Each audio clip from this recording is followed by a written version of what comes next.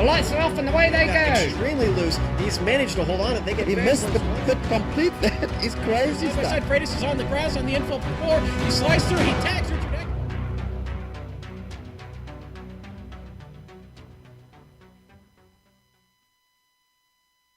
Call them rookies, but their iRacing reputation is well established. Thus far, Luis Felipe, Tim Birdie, and Martin van Loosennoord have stolen the spotlight away from the veterans. This afternoon, Apex Online Racing's Formula Renault 2.0 Championship comes to Mount Panorama. It's round 13 of 12 on the Season 7 calendar, and all the action from both the initial 40-minute feature and the 25-minute sprint that follows can be seen live as it happens here on the Global Sim Racing channel. Good day, mates, and welcome to GSRC's Countdown to Green. Way up in the press box to bring you our bird's eye view is Soup and Crackers together again. Yours truly, Bill Soup Zahn, joined by Sean Crackers Ambrose on this late afternoon. Amjad Yaman is our director, armed with cameras, located, aimed, zoomed, and focused by GSRC's camera guru, Dougie Beard. Now, Crackers, there's an incident cap today for both the feature and the sprint races. But here at Bathurst, that cap is kind of made pointless because, one off track and most likely your day's over.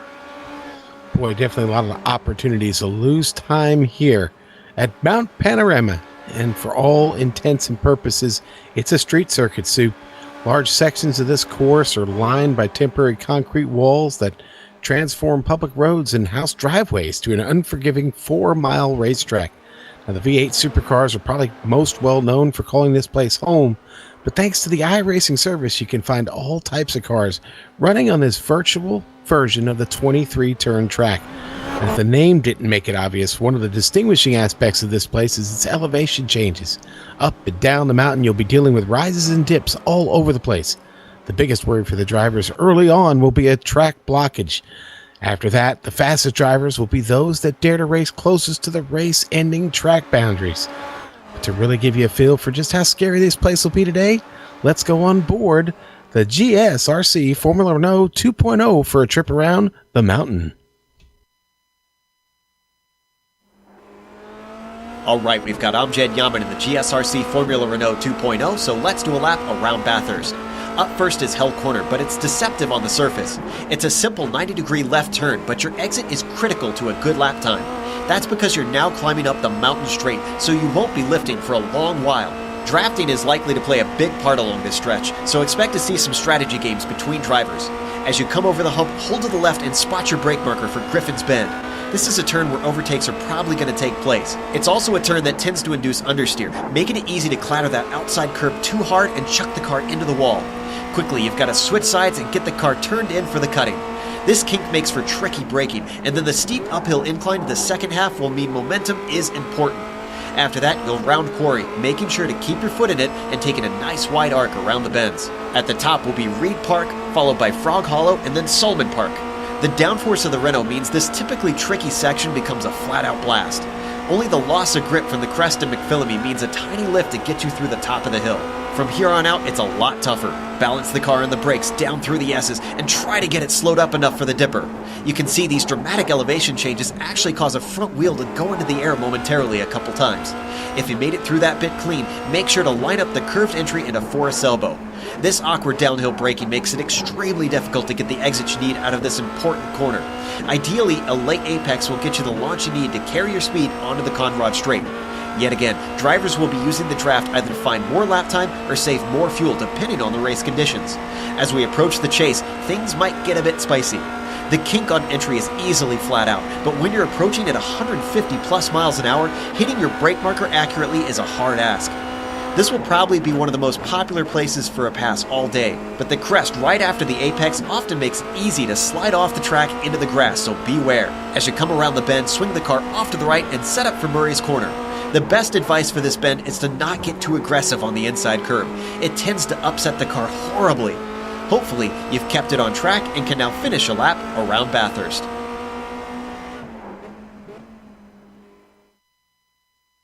I'm Jed Yaman on the wheel, Joe Peak on the mic, taking us around Bathurst. Now let's take a quick look at the points winners last time out from Watkins Glen. You know, he didn't win like he did at Laguna Seca, but a second and a feature fifth in the sprint was enough to make Tim Birdie the big winner at Watkins Glen. Granted, 40 points is not a gigantic total. A third and an eighth gave Adam Tierney 35 points. Now that's the same amount as the feature race winner Martin van Loosenlord. Another rookie, Hugo Quignet, well, he was tied in there with veteran Knut Martinson. So how did all of that affect the point standings? Well, you look up there and you have Formula Mini of Tierney and Holstein on top. Swapping a position, Incline Racing moves up. And look at those drivers there. That's Sudden Strike to Reich and Ty McLeod getting that team up in the second. Dropping a spot are the veteran team for Aperture of Phil Reed and Kerry Nolden. How about Force Fissy? They move up a couple spots comfortably on the left side now with Evan Emre and Knut Martinson. And then we have the number one team of Rene Osterkamp and Patrick Jung down there. They drop a spot into fifth. A couple newcomers on the other side. Keep an eye on the Flying Frenchmen. I like them. That's with Jean-Francois Godin and Enric Andre. Red Devil Racing down a couple spots. You expect them to be a little bit higher. And then you got three new teams down there in 8th, 9th, and 10th. The one to really keep an eye on is Racecraft. That's the team that has Martin van Loosenord and Josh Thompson. Let's go ahead now and look at the Drivers' Championship. And there you see the top five. Ty McLeod up there leading the way, a couple points ahead. Oh, I'm sorry, I'm looking at the wrong one. Let's get you the actual Drivers' Championship. I was looking at the Team Championship. That was my fault. Our director has it. Okay, now, on the championship, I was on the wrong one. Tim Birdie. What's interesting here is Birdie is here today as he's tied now with Adam Tierney, both having 71 points. What's interesting, though, is the guys who are winning aren't showing up. Like Losendord is not here, and then, of course, there was Felipe who dominated the first round. He's only shown up once as well. So that gives Ty McLeod, and you see Felipe down there in fourth. He's, again, not here today. He'll fall off the list. How about Phil Reed up in fifth? Now we go over to what is interesting, the Tier 2 Driver Championship, what I looked at by mistake here. Ty McLeod, my goodness, having a great run, sitting up on top. Now, remember, these numbers are related to each other. So those 84 points, you say, well, 84 points, he should be in the lead. No. He gets full value for winning over here. They score him all over again, separate scoring against each other. That's why Knut Martinson's only 2 points back. Go down there, look at in fifth position. Good to see Sarah Dove on the overlay. I haven't seen her on there maybe the first time in her career, so congratulations to her. Quickly, let's look at the team championship. There we go. Now we have Tierney. I was looking at the wrong thing before. Tierney and Holstein, DeReich and McLeod there. Let's go now and wrap up. And that's it, Sean. Let's go ahead and go over to you as I've really blown those overlays. I went through them in the wrong order. That was all on me, folks. Sorry about that. That's all right, Sean. I think now we go to you to talk about the race details and that kind of stuff. Well, everybody, welcome to the 7th season here in the AOR Championship. This is round 3 of 12. Now, you are allowed to drop events. We're not worried about that right now. So today there will be 2 races. We got to set up with this feature race here first, and then a sprint race to cap it all off. It is an open setup on the Formula Renault 2.0. Plenty of work goes into this for these guys, and well, only the best and the fastest will find their way to the front today. Now, fast repairs. Soup, can't remember. Did they decide to go forward with the one fast repair, or are we back to no fast repairs? Yeah, they have. Well, I think they kept it. I don't think it really has much effect in the sprint race, so they like the race. It doesn't. Now, we will get started off with the feature race today. Now, it's 40 minutes. We're qualifying now. Long qualifying session today here. To get... I think it's 4 laps of qualifying. I'm trying to see 3 laps, 15-minute qualifying session, 3 flying laps. Everybody out here working on it now. Only a couple of cars have actually come across for their first lap, so plenty of work left to do here, and they will grid based on their qualifying time. Now that'll change for the sprint race. We'll talk about that in a little bit. You can expect 1 pit stop today, 1 required pit stop. You don't have enough fuel to make it. Sometime around about the middle, beginning of the 3rd part of this race, you'll see them come in. Incident cap at 16, so you have to stay out of trouble here. And I think, like we talked about in the open, if you get in trouble early up on the top of the mountain, it's going to be really hard to recover from that to begin with. So the incident cap itself might not be as big a factor as as where you find trouble is. Yeah. So now points, standard points today, it pays out to 20th spot in the feature race. So, Yeah, it's kind of hard to get 16 incidents without one of them being against the wall, and in these fragile Formula Renaults, they're not going to fare well here. Let's take a quick look at what's going on in qualifying. And look at this Manuel Hoyer up there. But how about that name in second right now? Jonas Vastamaki. You know, when Vastamaki has time to practice, he's competitive. yeah, he is. And I do like the time he's got right now. Manuel Hoyer, the only one to get into the 202s presently. But we still have a lot of laps left here for drivers to get in. I've heard and have seen, saw a little bit of his practice. Phil Reed, very, very fast here at Mount Panorama. Now, he's not even, he's on track now. He's got one lap in, and apparently took an incident on that first lap. So one of his laps already burned. He's only got 2 left to get down a fast lap and find his way up to the top of this grid. Soup, I want to be there at the top of this grid on the start. I'd rather be in front of all the action than behind it, if you know what I mean. Well, for a couple reasons now, and there's Phil Reed getting up to P1. Up, as I say, that Adam Tierney jumps him. One, you're out of trouble, but also the trouble here, if there is a big one, the track can be blocked. I mean, you can literally just have to wait for people to move their car out of the way. Yeah, it's very narrow up there on the, not just up on the mountain, in many, many sections of this track. The whole first, 2/3 of this track it's pretty closed in, and the walls are come up very quick in very, very narrow sections of the circuit. Literally, car can block the entire racing lane there in the twisty bits up on the top of the mountain there in the S's down by the Dipper. You get turned around and you're facing the wrong way across the track. Literally, your opponents have to stop or wreck, and hopefully you don't have the ARCA brakes on this Formula Renault 2.0 when it comes to having to stop for some of these guys that might get turned around. Boy, we're looking at that suspension cam that we do. It really shows you how little movement there is. These cars are so low. In comparison, we just did Saturday, we did I love the Lotus 49. They have that same cam, and you see that open wheeler bouncing up and down the track because it's so high off the ground. You know, Sean, what they're doing here, we talked about the qualifying, there being 3 laps. They have to be clean. So what I think some of the drivers might be a little slower on the chart than you used to. They're trying to get one in the bank.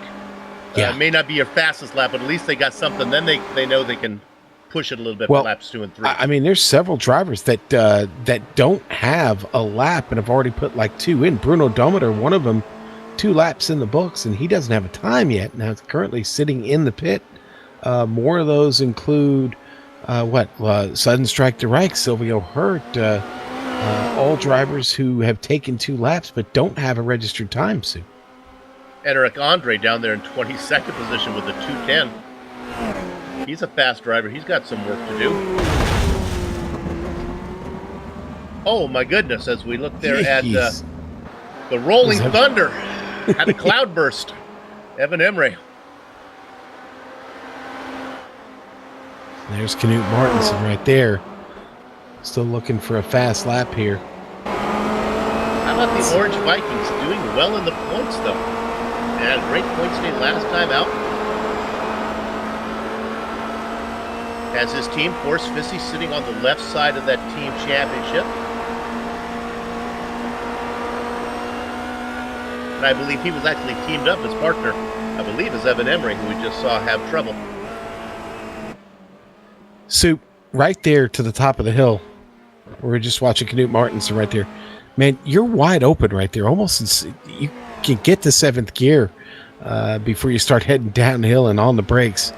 A lot of things you can do in this Formula Renault 2.0 you don't dare try in other cars here on the iRacing service. A lot of fun to drive around here.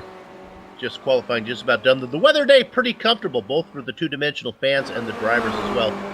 Clear track, 81 degrees Fahrenheit. Track temperature, 89 degrees. Shouldn't do bad. Shadows are long and thin here in the late afternoon sun that is setting at Mount Panorama. Yeah, it actually makes the pit lane kind of dark, Soup, where you're coming in the pit. You've got to be really, really attentive to where your box is and look for your pit crew member there with the lollipop hanging out. They got to pay attention. If you're coming in with a lot of different cars around you, it can get a little confusing. I was a little bit worried here, but it looks like they're going to go a little bit longer. I look at qualifying with 15 minutes. So, Sean, I think we're going to have an extra 5 minutes to fill here between you and I. So why don't we talk a little bit about that pit lane? You talked about it being dark. How is it to negotiate? Pretty straightforward, right? Well, it is, but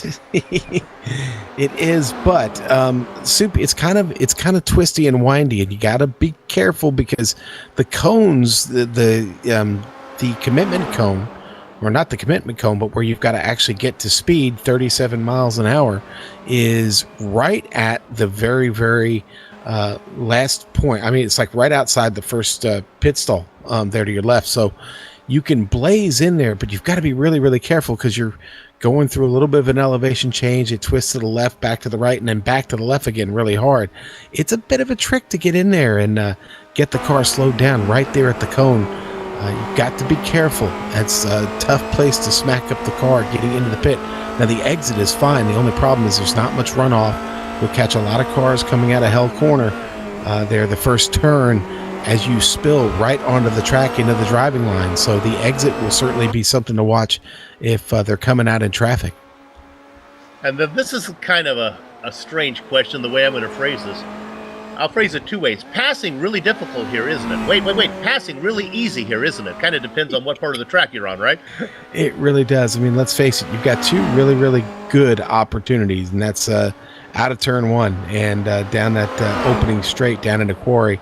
And then out of Forest Elbow down the back straight into the chase. More really good opportunities, but the last breath of the last stab effort comes down into Murray's Corner, turn 23. And you can get a good run out of the chase.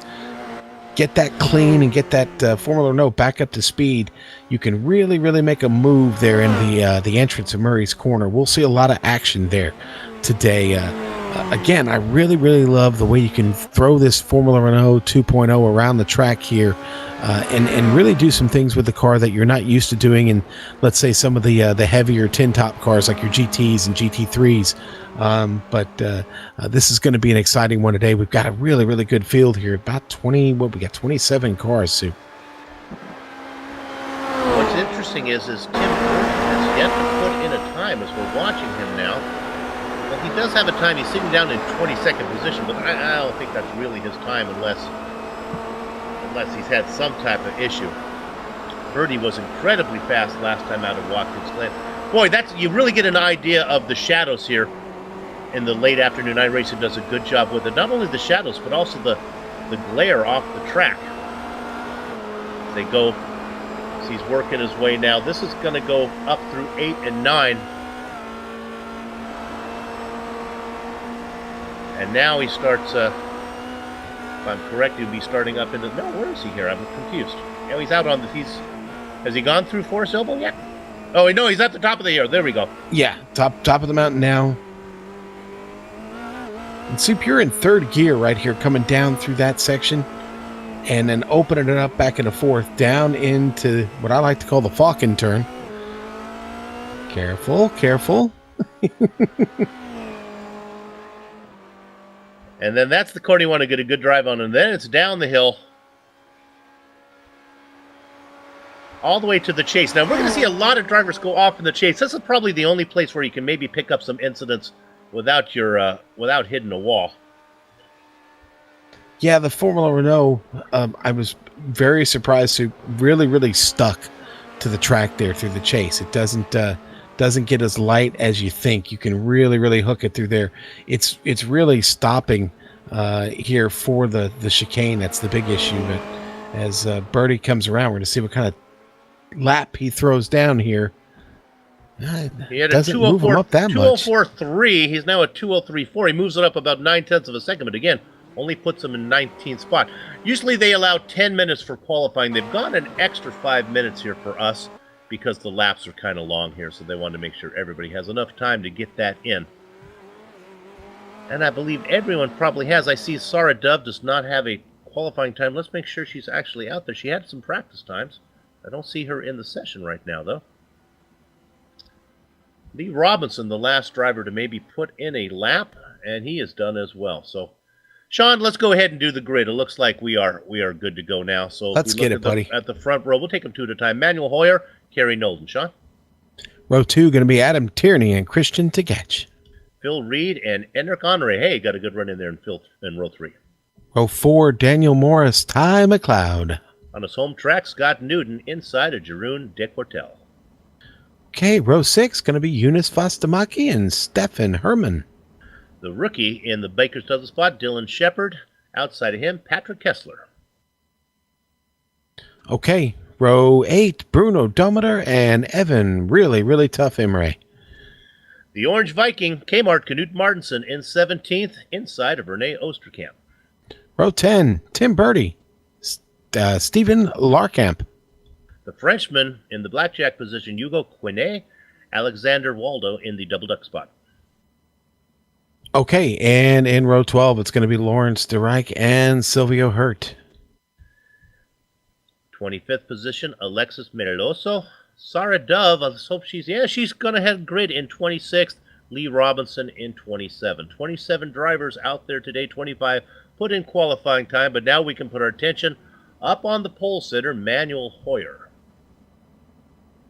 Manuel has a reputation of having some rough first laps. I guess, like Sean said, if you want to start this place, best place to do is at the front. Now, what they're looking at here is a sharp left-hander, hell corner coming up, corner number 1, and then it's a long straight as they work their way up into Quarry. You're going to see a lot of scrambling in the back. Engines starting to harmonize. Round number 3 of the Formula Renault 2.0 Championship about to get underway. Gather up the chickens, take cover behind the cows because the horses are out of the barn. And it is Manuel Hoyer out in front. Kerry Nolden slots into second position. In third, it is Adam Tierney. Those three start to pull away. Single file behind them. Christian DeKetch, Phil Reed. How we doing in the back, Sean? Everyone get through hell? 3 wide, Lawrence DeReich, Silvio Hurt, and Alexander Waldo out of hell. All scrambling down the opening straight here under the peddler sign. And Kerry Nolden from second position. You know what? I think he had trouble at this track last time he was here in that same corner. I could be wrong. He is going to lose all those positions. All of them, literally. All the way to the back. Nolden holds on and stays out of the way. We will come back and we'll get another look at that one when we have time. We can report that DeReich got in a little bit of that tangle Sean was talking about with Baldo, and the other car that was involved as well was Silvio Hurt. They managed to keep going. Enric Andre really, really aggressive here. Adam Tierney, oh boy. You see him locking him up there, Soup. Look at that now. Oh, I'm hearing some bumping and banging going on, and usually in this car, that means. And boy, it's just, we lost one driver. It was Hugo Quinet. He was racing. Oh, it was Valdo who had an issue. Yeah, Waldo got turned around just outside of the S's, or just in the entry of the S's, actually. Had to let everybody by. Now Waldo goes to the back, Soup. Second position changes as Reed moves up into second, getting around to catch. Oh, Ty McLeod coming around. Watch out. Enric Andre on his inside. Here they go. Into the chase. Now through Murray. Now they come up into hell. Again, the preferred position there by Andre on the inside. McLeod on the outside, and he's going to have to surrender. It's a pretty standard 90-degree corner. Look at the run that Daniel Morris got. He's going to see if he can get a twofer here. I think Morris decides to lift. Let's stay on this a minute. Here comes McLeod now. Andre moves over to the right. He's going to make McLeod do it on the high side as they go into Quarry. Careful, boys. This is the same corner that got Kerry Nolden a while ago, and they get them both. Oh, boy. I'm going to go on board with McLeod here for a replay, Soup.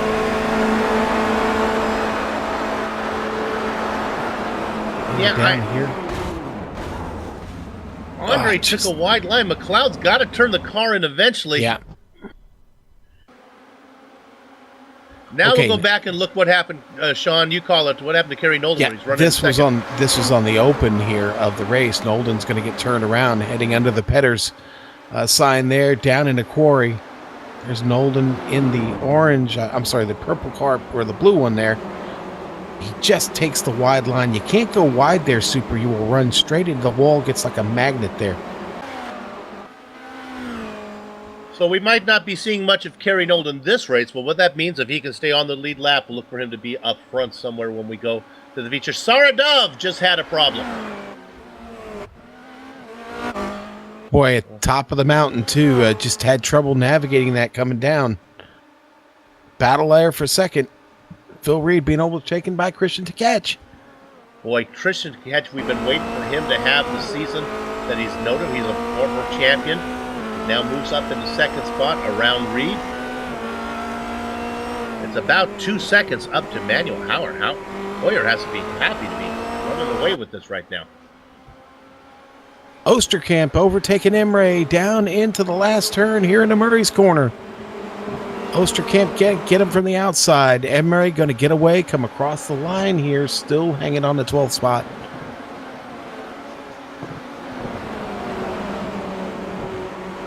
Look at that battle, Osterkamp in that familiar SimRC colors. What Sean likes to call the Swiss cheese colors, yellow with some black in there.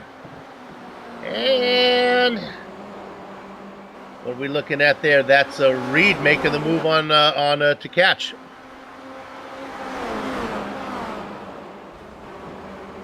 Shepard with trouble down at quarry. Yeah, he got tapped by Kessler or he got cut Kessler off. You make the call. Kessler on the outside. Yeah, it looks Screen like right. he started to turn in there just a little bit. He makes that brief contact there with Kessler.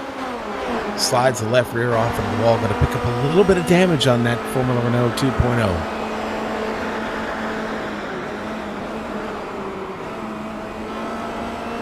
Get it one more time. All right, let's catch our breath now and run you down the top 10. Oh, Manuel Hoyer, I think, just got in the wall. Let me make sure that was him. I think he just got it in the wall. Maybe take a look at it coming out of Forrest's elbow. Sure enough, from the lead. This is probably worth watching because this could cost him. I had a bad angle of it, but from this angle and the sound of the collision, let's see as we ride on board if he does put the right side off there. Maybe a little bit, maybe not as much as I thought. Let's give you that interval. 3.3 seconds now from Hoyer. Back, who is it going to be this time? It's to catch Yeah. and Reed. But that's going to change as I think they continue It the is. battle. Here comes Phil Reed. Yeah. Phil looking awful aggressive there. And then joining that battle as well now is Adam Tierney. If these guys can team up, maybe do a little leapfrogging down some of the long straights, we'll see if they can run down the leader. Then, Sean, the last car in the top 5, Daniel Morris. Who you got back there in 6th? Back in 6th, it's Scott Newton there, Soup. And Newton having a pretty good run here to get started. It's up 3 spots, making his way through Hell Corner now. Good grip there out of the turn. Back to 7th, it's Eunice Fostamaki hanging on. And then Stefan Herman there, completing the 8 cars that here up towards the front. It's a little bit further back to Bruno Dometer there. And 9th to catch. Trouble in quarry. Oh, slow getting it going again. A lot of cars getting by. There it is on the replay, Sue. Heading down to turn 1 here. Or turn 2, sorry. Side by side, and man, that might have actually been a little bit of net code.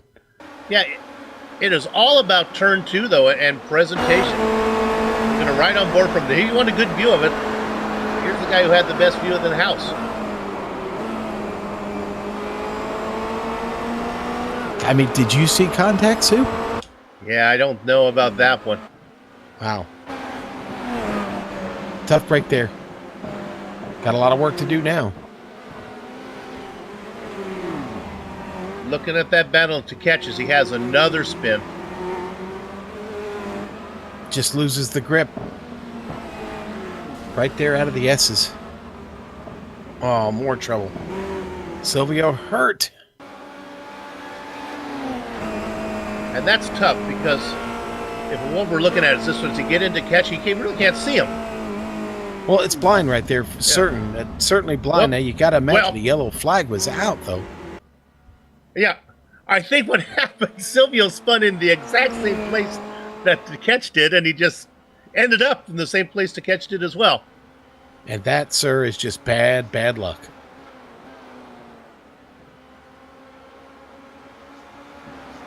All right, now we're looking at Phil Reed. He's lost one of his dancing partners, and that was Christian to catch. So now Reed is out there racing. He's got Adam Tierney back there with him. But all this chaos going on behind the leader, Manuel Hoyer, who now opened it up to nearly 5 seconds. Eunice Vostamaki making a move on Daniel Morris here down the front straight. Oh, Morris actually takes it off a little bit in the grass. Got to be careful here getting down into quarry. Already seen so much trouble there. Vostamaki pulls off a clean pass, though. Puts himself up now into 5th. Vostamaki with a great start to this race, Sue. Absolutely. He had a nice qualifying up in 11th and now has moved up 6 spots.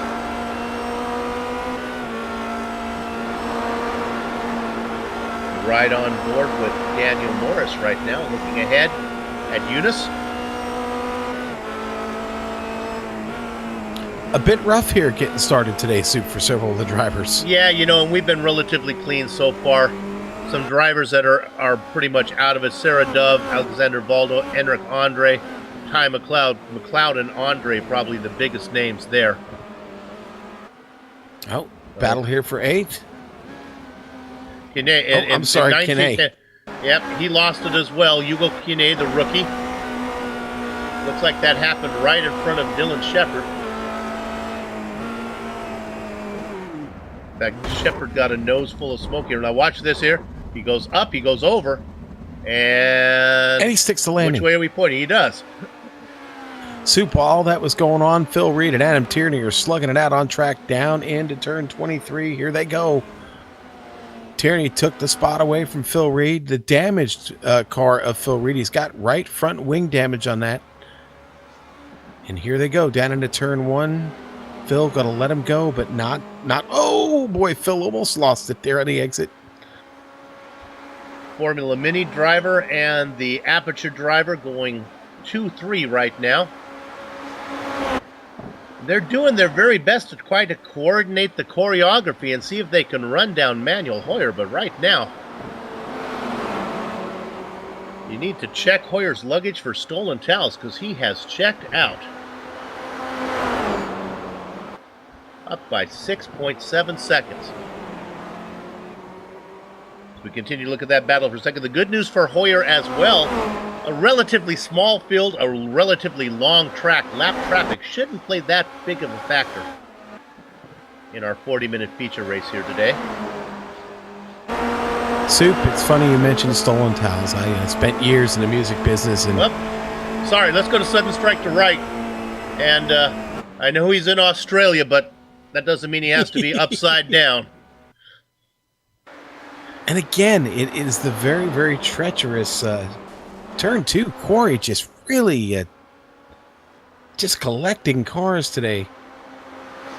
There you have it. So, Sean, you were saying in the music business you didn't need to spend much time in Bed Bath & Beyond? No, I was in charge of towel acquisitions, let's just say. Okay, we'll leave it at that. So.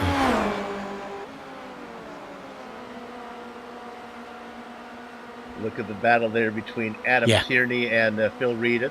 Battle, dance, however you want to call it.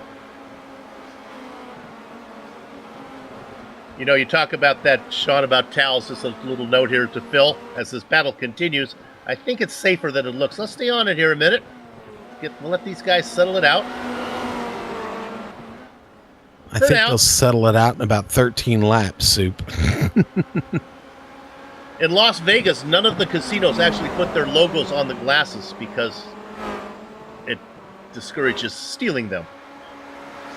A little trivia fact, if you ever go to Las Vegas. I did not know that. Okay, there you go.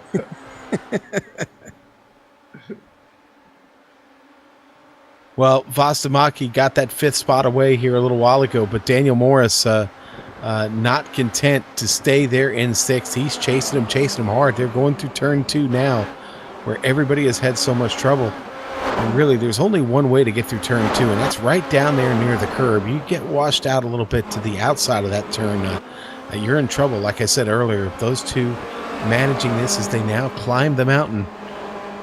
It's still Morris giving chase. Now, not much going to happen. We have time. Let's stay on this for a while. We'll watch him go up and down the mountain here. This thin ribbon of concrete that goes over Mount Panorama. All Morris needs to do is stay close enough and get a good run out of the final corners. They start to go down now. Get a good run. Oh, Morris locks him up a little bit. Got to be close enough. Stay off the wall, and then, boy, look at that. Vostamaki starts to pull away through this technical section. Morris might not be close enough to get that run.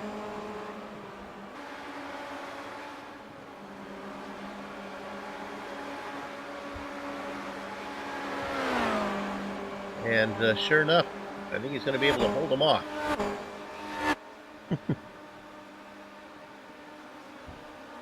Boy, there is bumping and banging. This is one of the noisiest tracks we've been on. We talked about Morris. Let's see if we can pick up another battle back here a little bit farther. Let's go to 9. This is Kessler in a battle with Osterkamp. Now, I don't know how much of a battle this is going to be, as we have a pair of teammates here.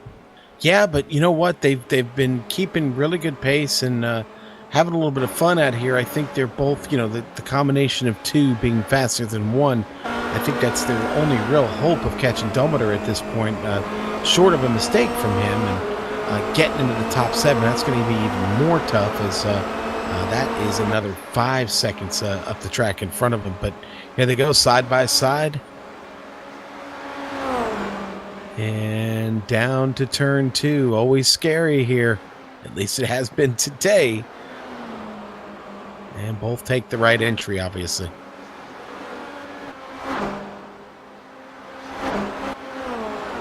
What we can do is maybe check in on our, well, I was going to check in on the Tier 2, who's winning in the Tier 2 standings, but Manuel Hoyer is, as he's been labeled as a Tier 2 driver.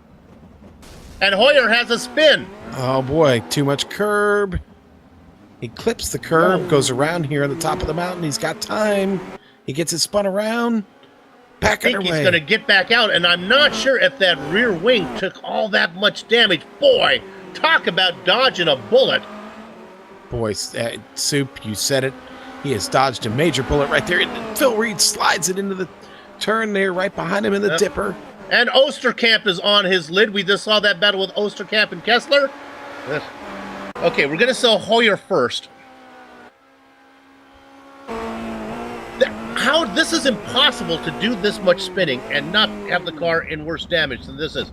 Watch this. Just got really, really, really lucky there, Soup. Turns around and comes back all the way up. Let's look and see what happened to Osterkamp, because that was trouble, legitimate trouble for Osterkamp. He's the leader of those SimRC cars there. Yeah, and right there in the S's, the left-hander looks like maybe got a slight lockup. It sends the car around a hard shunt into that concrete, and he's not going to recover from that. Has to take the tow all the way back to the pit. Okay, let me give you now a time then on Manuel Hoyer. It's about a second up on Tierney, and here they come back. Let's look at this. Tierney now has decided, oh, careful, boys. Again, Quarry, you got to get that settled before you get into Quarry. Boy, Phil and Adam have really been going at it since the green flag dropped, man. Remember, Reed with a little bit of damage on that car. Quarry has been quarrelsome so far, taking out many drivers. Now, all that nonsense going into turn 2 has allowed Manuel Hoyer to get a 1.7 second lead.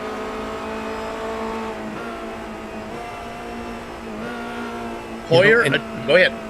Well, I was going to say, it has allowed Vostamaki and Morris to kind of close the gap a bit. Now they find themselves only 2 seconds, about 2.2 seconds away from Scott Newton, so they have taken advantage of this and come forward just a bit. Vostomaki, Norris, awful smooth right now. Trying to get my head around this Tier 2 championship, I can just say this, that 7 out of the top 10 drivers are Tier 2 drivers. We have 1 rookie in there, that's Stefan Herman. The only 2 Tier 1 drivers, Adam Tierney and Phil Reed.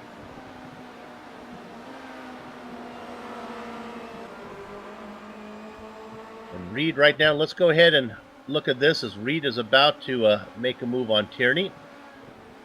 These guys have got to get this dance steps down, and they can see if they can run down Hoyer.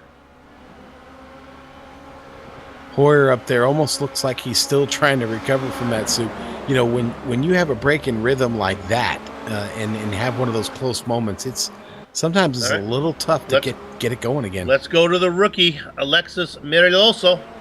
He just had a spin. He was racing on the lead lap in 17th position. Hey, we've got pit stops starting to happen here too. Several guys coming in with 11 laps left to go. Herman, Kessler, Imre, Jeroen de Cortel. These guys pretty far back. The top 11 really haven't come in. Kerry Nolden still out there. Of course, Nolden was running near the back. He's trying to make up for that early spin. Tim Birdie back here picks up another position, gets by Knut Martinsen up to 9th, does it right before they get to Quarry. Birdie up 10 spots soon. Yeah, not sure why he had such a bad start.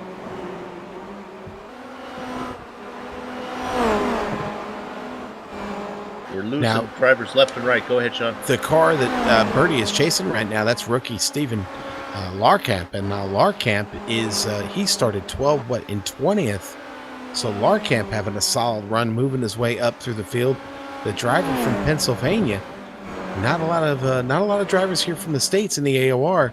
Larkamp putting on quite a show right now, up and down the mountain. Lauren Sutton's right to right, Hugo Quinet, Lee Robinson, Silvio Hertz, Sarah Dove, Alexis Valdo, Henrik Andre, Ty McLeod, all out of the race, or at least 2 laps down. In fact, really, you end up 2 laps down here, you've had problems, and you're not really coming back. In fact, all those cars are out. Any driver racing is on the same lap. We look at this now as looking at Birdie making a move on Martinson. Oh, Martinson making the move.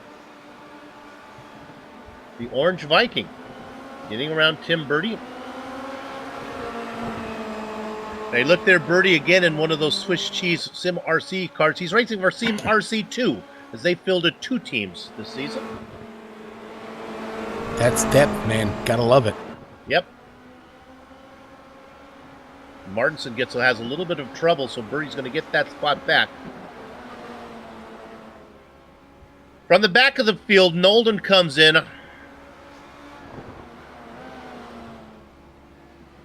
And Nolden had that damage from the original Turn 1 incident, so unfortunately he's been up on the jacks. That's going to cost him some time. And that was a pretty fast stop for Nolden. Maybe he didn't go up. Let's look at his time. Yeah, 4.3. He did not have to go up. Yep, no jacks for that, man. Okay, now, if everybody that's taking a pit stop, though, Soup, it's Stefan Herman, the rookie, leading them all right now, sitting there in 11th spot. Our top 10 all still waiting to come in. Hoyer starting to kind of open his gap on Phil Reed just a little bit.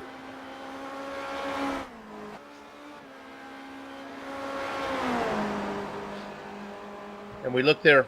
Nolden has about 12 seconds to get back up to the guys leading the way right now, Stefan Herman. 10 cars still out there on track that have yet to pit. Manuel Hoyer, Reed, and Tierney. Of course, I haven't checked in on Reed and Tierney in a while to see what order they're racing, but... it's, well, we've got Phil in second still, Adam Tierney in third, but they are still hot on each other's tail. Oh, but Tierney decides to split off and come in by himself, leaving Hoyer and Phil Reed to continue on. Tierney got to be clean on this stop. Gotta be perfect.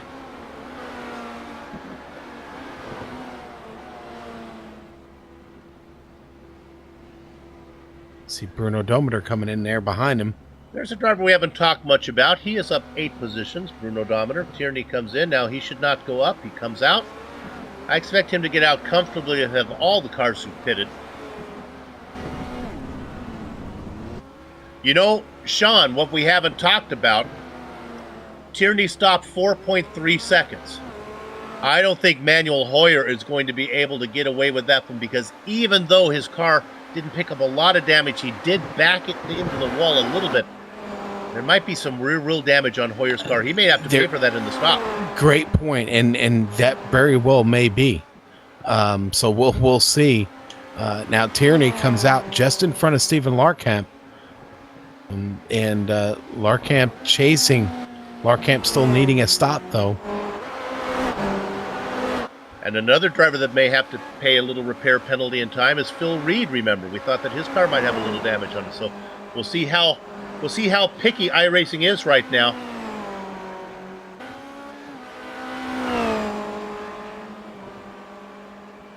Tierney out in front of all the cars who have pitted. Yeah, and Tierney's number one job right now: go, be as fast as he can, get this car back up to full speed after that pit stop.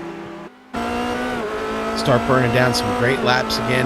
He still has a chance to get here on the podium. Let's go to 13th real quick. This is Evan Emre. Kerry Nolden, remember, Nolden, second fastest qualifier, had that incident early and first time through Quarry, trying to make up that time. Boy, he is right on the back of Emre right now. I imagine this is a done deal as soon as they get down to Forest Elbow, and they're there now. Let's stay on this here, as I think Nolden's just going to be able to goggle them up. 3 car lengths, 2 car lengths, 1 car length, half a car length, making a move on the right side, and sure enough, he'll get that going into the chase. Move Kerry Nolden up to 13th. I thought Emre might try to cross him over there out of the chase, but no, it doesn't happen. Emre going to play it smart, stay out of trouble. Yeah, what the Rolling Thunder needs to do right here is just to see if he can stay on the back of Nolden, because Nolden's fast. I think Nolden, you might be able to stay on the back with him all the way through Hell Corner, all the way down into Quarry, but then once Nolden starts to go up and down the mountain, that's going to be all she wrote. Hoyer's lead, 1.1 second. Well, now down to 9/10 of a second over Phil Reed. Our real interval time, though, is Hoyer back to the guy they were racing with, and that is Adam Tierney, 21 seconds. Yeah, and based on based on these pit deltas, Soup, I mean, that would get it done. That would get him into the lead. Ultimately, that one spin by Manuel Hoyer may cost him more than we might have anticipated when it happened.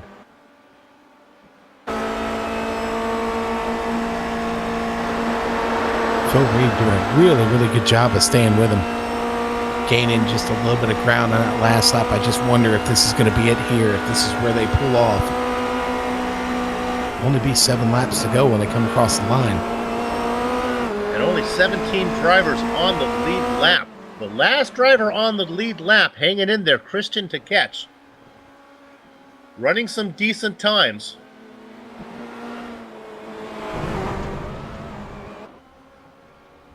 And so much for that. Hoyer and Reed continue on around. And Scott Newton does Scott Newton coming in. There are bonus points for fastest lap, and right now it was mostly Hoyer had that, but now Phil Reed has that. So he put in a 2:02.4. Which is honestly just almost insane that deep into the run. These cars do get faster, though, as that tank gets lighter. Phil Reed obviously still pushing it to the limit. Still holding at about 1 second there back from Hoyer. Which is another reason to push your pit stops as late as you can. There's no reason to run with that extra gas in your car longer than you need to. So run it when it's dry, then coming in, put in a little bit of gas. And I apologize to all the Europeans there, as let's call it petrol. Thanks, Soup, for ticking off the European continent once again. Yeah. Well, they're already Googling Bed Bath & Beyond, trust me. Yeah.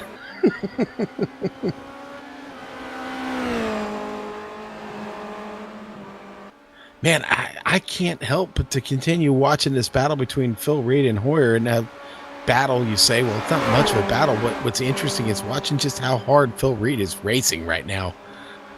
I'm seeing that car just slide all over the place in every turn.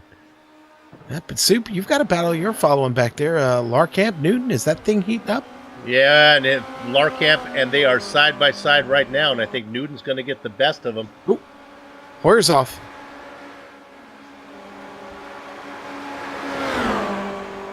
Oh, Larkamp hasn't made a pitch yet, so it's a little bit misleading. Now, did you say that Hoyer had an off, Sean? No, I'm sorry. Hoyer is off into the pit. I didn't finish my sentence. Oh. Not off the track, but into the pit. Here comes Manuel Hoyer. Daniel Morris going to follow him off, too. And so is Yunus Vastamaki. All right, Tierney working his way through through Murray's corner right now.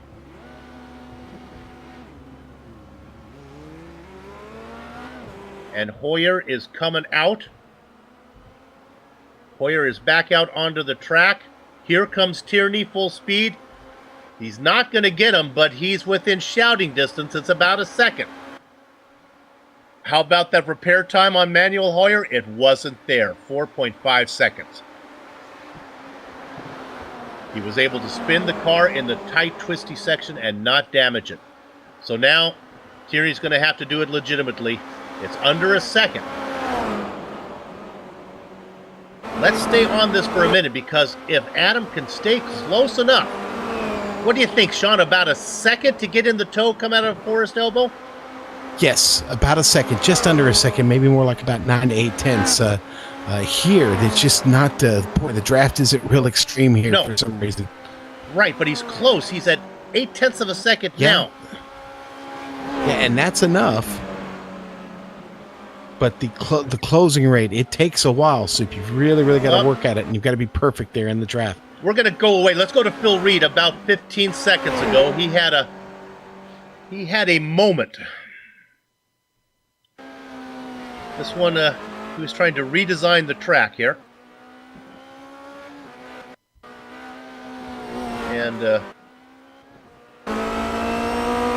see how we catch it here. He had an off. I'm not sure if this is the spot. Nope. Oh, there's. He just grazes the wall there, too. Okay, now we go. Phil Reed finally coming in. Let's see what this does here. Phil slowly coming down pit lane now. Yeah, my gut is with the repair, and then I also saw him have another off that we didn't document. I think he's not even going to be close. Let's see if he can get out with these guys. Yeah, he's on the jack. This is going to cost him. And here comes Hoyer and Tierney around now into turn one. Yeah, I think he'll be lucky if he can beat Newton. I don't think he's going to get Newton.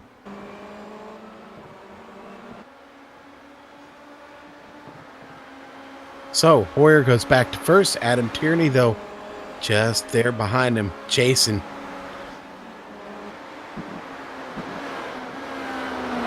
Reed is going to come out, I guess, in fourth.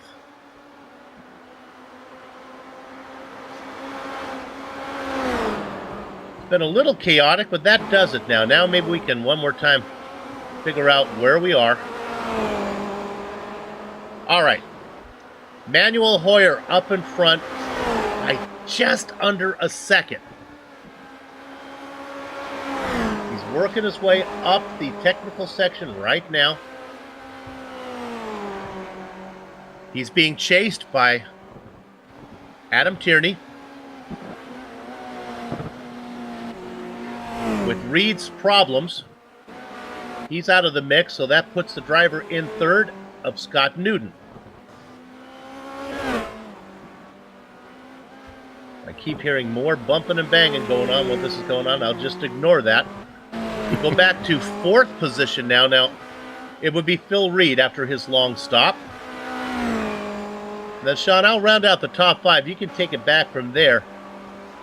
Eunice Vastamaki started in 11th. Yeah, Eunice Up five being chased by the rookie Stefan Herman, the DH driver, now in 6th, just behind 0.3 of a second here. Soup closing. Something I wanted to mention before I talked about the closing rate of the draft. These just don't draft well here. Oh, and there trouble there for Vastamaki. Here comes Herman. He's going to take that one now. Let's see if he can get it done. This is through Murray. This is the left-hander, 90 degree. He gets it done. Can he gather it up? Yep, as they go across the start-finish line. Flop 5th and 6th. Then we'll go back to 7th. It's Bruno Dometer hanging on to that spot. Dometer having a good, solid run here today. And then behind him, Patrick Kessler in 8th. Kerry Nolden sits in 9th right now. And then the other rookie, Stephen Larkamp, in 10th, Soup. Up 10 spots. Nice job from him. And he is our hard charger.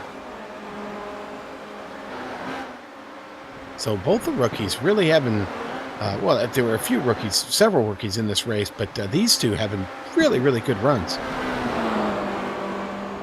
With no battles heating up right now, maybe we'll just go ahead and cover all the cars that are on the lead lap. Let's go to Dylan Shepard in 11th. He's about 1.5 seconds ahead of Evan Emre.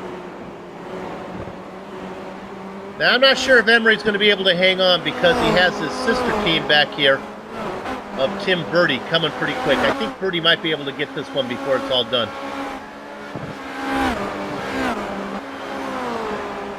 Oh, let me apologize. Emery, of course, the colors, they're yellow.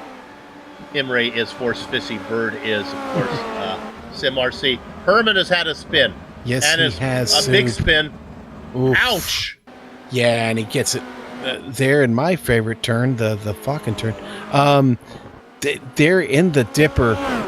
Boy, and it does not end well. You're going to see him hit. He's going to hit really, really hard here soon. Let's have fun and go. Let's have fun and go on board with this one. This will be fun as he kind of comes at it at a 90-degree angle. A little rail riding, we call that. If you're watching at home, just turn your monitors 90 degrees and it'll make sense to you. Rail riding. This almost looks like one of our bootleg outlaw modifieds here. Yeah. And then into the end of that barrier right there, and that's going to be an ender for him. Soup just saw a really good pass on track here. Jeroen de Courtel gets one over on Tim Birdie. De Courtel not having the best race of his career, but still battling. Gets one of his spots back, now up to 12th. Yeah, with chasing Evan Emre in front of him. With 4 minutes of racing to go, this is really the hottest battle right now. We were talking about Birdie, who I thought the Force Fissy driver was going to go up. Let me get that correct. He is the SimRC driver. Was going to get the Force Fissy driver of Evan Emre, but he didn't. What happened was Jeroen de Courtel got in there.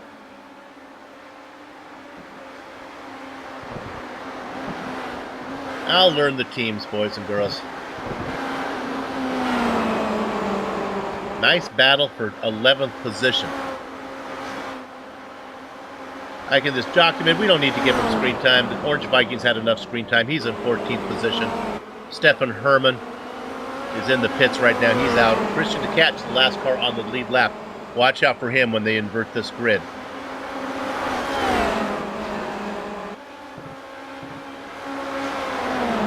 Emery got to be very careful here. Here comes the Courtel.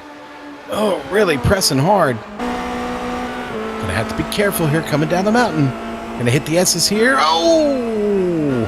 Yep. Boy, de Courtel hits really hard. Soup the right front. Probably not turning on that now. No, it's not. He's struggling.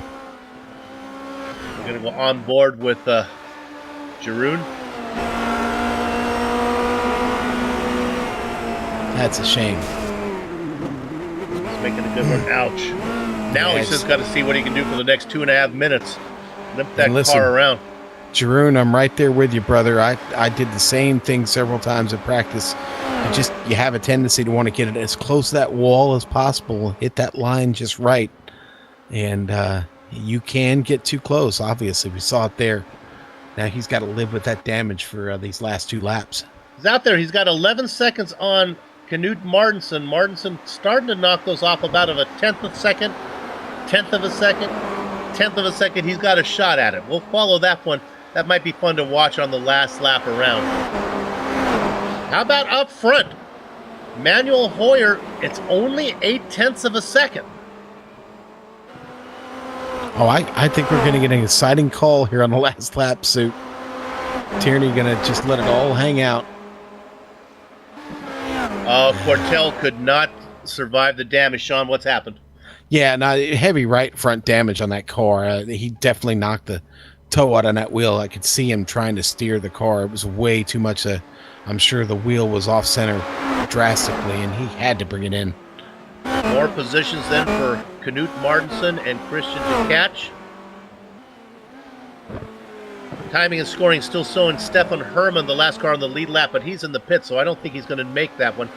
15th position, I believe, is where DeCatch is going to play out.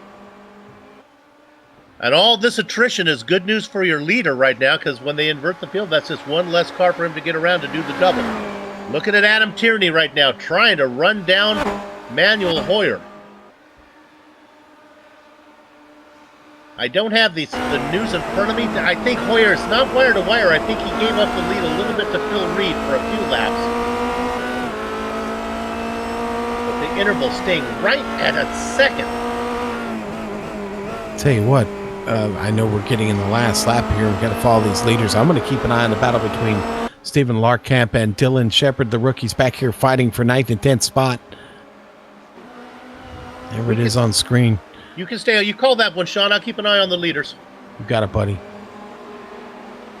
Here in the chase, it's Shepard with the advantage. Just got it.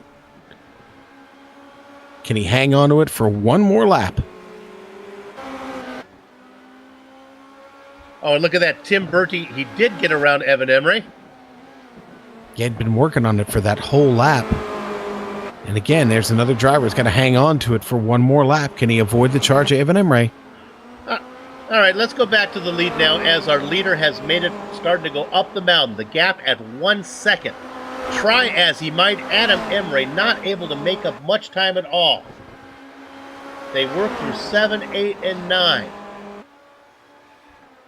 Now they come up, heading towards the S's. Hoyer still out in front. That interval at right at a second. Over the top of the hill. Now they start to go down. Into the dipper. The left-hander. Forest elbow. And now they're out on the back straight. 1 second is the interval. It's about 20 car lengths. It's closing, but not fast enough. He's knocked off 1/10 of a second. It's down to 9/10. You can see the numbers start to shrink. It's down to 8/10. A classic case of too little, too late, as Manuel Hoyer now negotiates the chase, which is just what Adam Tierney is trying to do. He's got it down to 7.5/10, but it's not going to be enough with just one corner to go. The left-hander, Murray's corner. Round number 3, the feature race, goes to Manuel Hoyer. Sean? Kerry Nolden, Patrick Kessler. Kessler trying to get around. Nolden trying to get around. Here they go, side by side. No! He's going to finish it, I think, in the grass. Nolden is going to get this one. Kessler keeps going. Oh, man, and Kessler's going to lose spots because of that. Shepard's going to get the spot. Larkham's going to get him. Kessler finally gets it going straight. He's going to finish what we think is going to be 10th position. Let's go back and look at Emre and Birdie. It looks like they finished. Is there anybody else? Nope. We're going to go back and look at the contact here. Sean, you saw it. Was it Kessler, right? Yeah, they were battling all the way down the back straight here. And you're just going to see them get hooked up as they get right here into the chase. Somebody's got to win that one, Soup, and it wasn't Patrick Kessler, unfortunately. Kerry Nolden going to wrestle it away and wind up finishing 7th. Kessler, as a result of that, finishes 10th. Just looking at that once from where we are, I don't think that Nolden squeezed him. I think Kessler had to leave him a little bit of room. Well, as I always say, the best part of any doubleheader is the break in between. It's that perfect blend of the post-race high and the pre-race dinner. So what we're going to do right now on the Global Sim Racing channel is take a short break. But we will be back to run down the entire finishing order of the feature race that this concluded, talk to a few of the drivers. Then we'll come back again to cover the 25-minute sprint that'll follow. Back in a few.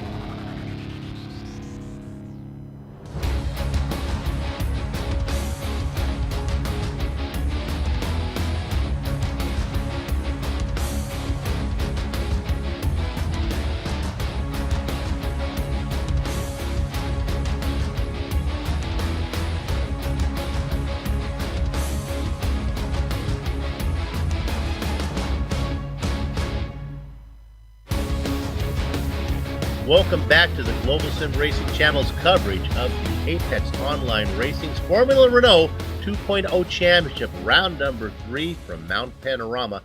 The feature race is in the books, and let's run down the finishing order right now.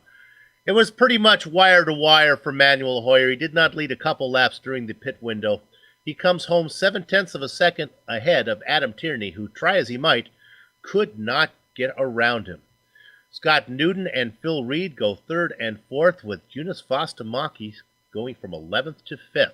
Another driver moving up, Bruno Dometer, a very quiet 9th-place improvement as he comes home in 6th.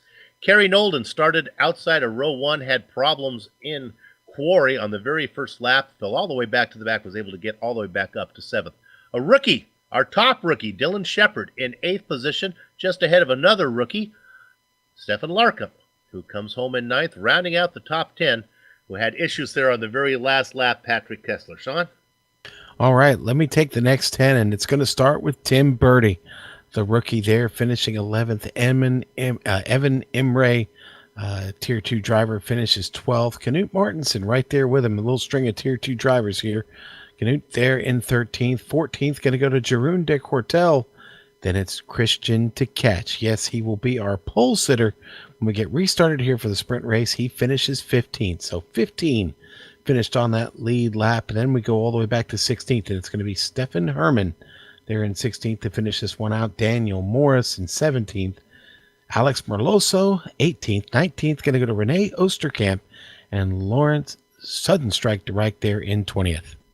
Hidden Blackjack, it was Hugo Quignet, Lee Robinson, Silvio Hurt, Sarah Dove, Alexander Valdo, Enric Andre, and Ty McLeod round out the back of the field. Now, Sean, when I was here last week with Samuel Ryman, we had no trouble with interviews. Everyone wanted to come in. I think it was because of Sam's accent. A lot of these guys from the UK felt comfortable. Right now, I got you back with me, and apparently you're scaring them away. We have no one to talk to. I think that might be right, Soup. Maybe a bit of an intimidation there. Maybe really what these drivers don't want is me picking them to win the race. On the Premier Racing League last night, I picked a guy who's had 5 races with them so far, somewhat of a rookie. Poor Brody Hayes didn't last, but I think about 10 laps in that race, and he was out. So, yeah, maybe some of these drivers were tuning in for that last night and said, yeah, we don't want to talk to Sean. Kind of the commentators. I'm a walking commentator's curse, apparently. You know, if you're unfamiliar with GSRC, you probably don't realize how many series we actually do cover. Just off the top of my head, I'm going to say it's probably, over a dozen? Maybe our director can give us close to the information. But I think it's 503, actually. Yeah, seems like it sometimes. Yeah. And sometimes they all load up on the same week. I think we just added a 504th on Friday nights, actually. Yeah. Let's go ahead and talk about this regrid of what's going to happen. Now, Christian DeKetch is the last car on the lead lap, so he's going to get moved up to the pole, and clearly he's going to take that opportunity. But a driver who I think might just have something for him, Sean, Jeroen de Kortel outside of him. Yeah, you know, and that, boy, I'll tell you what, the the reverse grid here to restart this sprint race is going to be really, really fun because to catch de Kortel, you've got 3 Scandinavians up there starting in the front, and then Evan Emre, the poor UK&I guy, all by himself. The first 2 rows are going to be very, very stout, very hard to get around for the rest of the field. Manuel Hoyer is going to be very, very challenged to take a second victory here. You know, we talked about Phil Reed earlier being fast here, and of course he finishes 4th. You know, can he do anything getting through traffic? We'll see. I mean, he did have the fastest lap of the feature race, Soup. So Phil Reed, a driver who definitely has the potential, just didn't seem to get a chance to show it there in the feature. And I looked through all the names that are on the lead lap. I don't see one that sticks out as like, oh my God, my gosh, that guy's going to have trouble. Hoyer, Tierney, Newton, Reed, Vastamaki, Dometer, Nolden, Shepard, Larkamp. These guys are all quality. So while going up and down the hill is going to be a little interesting the first couple laps. Here we go. We can talk to Eunice coming in. We just mentioned him. Eunice, thanks for coming in. We can talk to you real quick before that next session opens up. You started in 11th, moved up into 5th position. Did you do some of that on the track, or was it all attrition? I think I got one position off the start, so Jerome had a bad start, but other than that, it was all attrition. I raced here last season, and I think I started 22nd, and I was up to 7th at one point due to attrition, so I knew if I just could keep it out of the walls, I would have my best finish of the season, and that's exactly what I did. Did you have any close calls out there? Oh yeah, multiple. Every time someone went off in front of me, which happened with Stefan Herman and Daniel J. Morris. Both of those times I almost followed them. Well, look, the server is up. They're getting the guys out on the track, so go on out, get into that session. Have yourself a good race. You're going to be starting about in 10th position. So be careful, and we'll see if you can get yourself another maybe top 5 here in the sprint race. Yeah, thanks. Yunus Bastamaki. Okay, Sean, what we're going to do right now, let's have you and I take a short break, and we'll let our director get all of his ducks in a row, and then we'll come back and cover this 25-minute sprint race. What do you say? Sounds good. We need to get the proverbial ducks in a row. Sounds good. We'll be right back.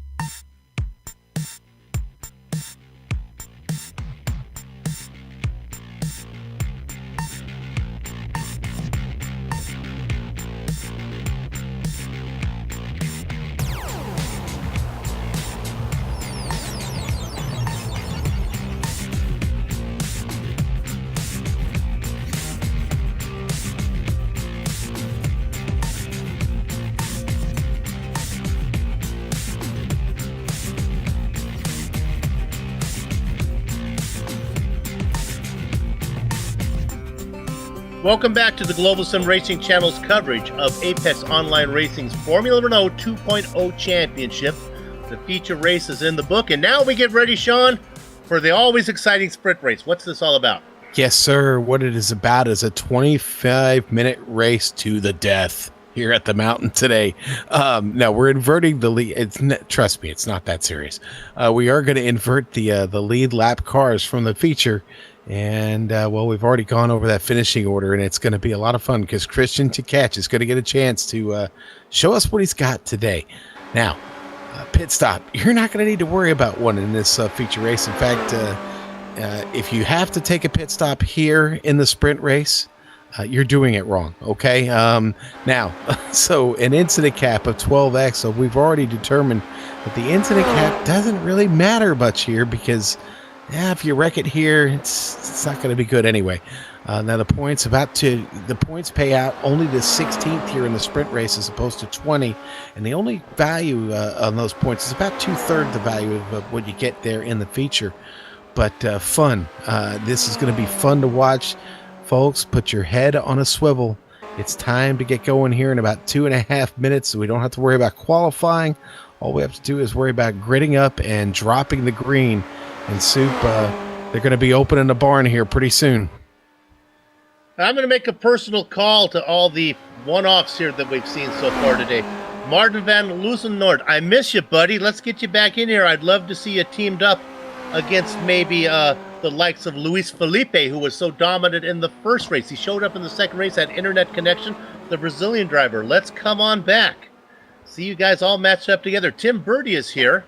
Today I'd like to see all the big boys in one race here. Of course, Sean, that kind of has to do a lot with when we are racing part of the year. Summer just wrapping up. I think a lot of vacations getting done. We should be ready to go here, though, pretty soon. Everyone should be back, got their lives together. Yeah, well, it's funny. Nate, remember that vacation times change worldwide. I believe in Germany, they go on holiday, what is it, in October or the beginning of November, basically for the full month. So we'll probably see more of this for a while. As like I said, different countries kind of go on holiday at different times of the year over there on the European continent. So hopefully we'll still see a consistent stream of drivers week in and week out through this season.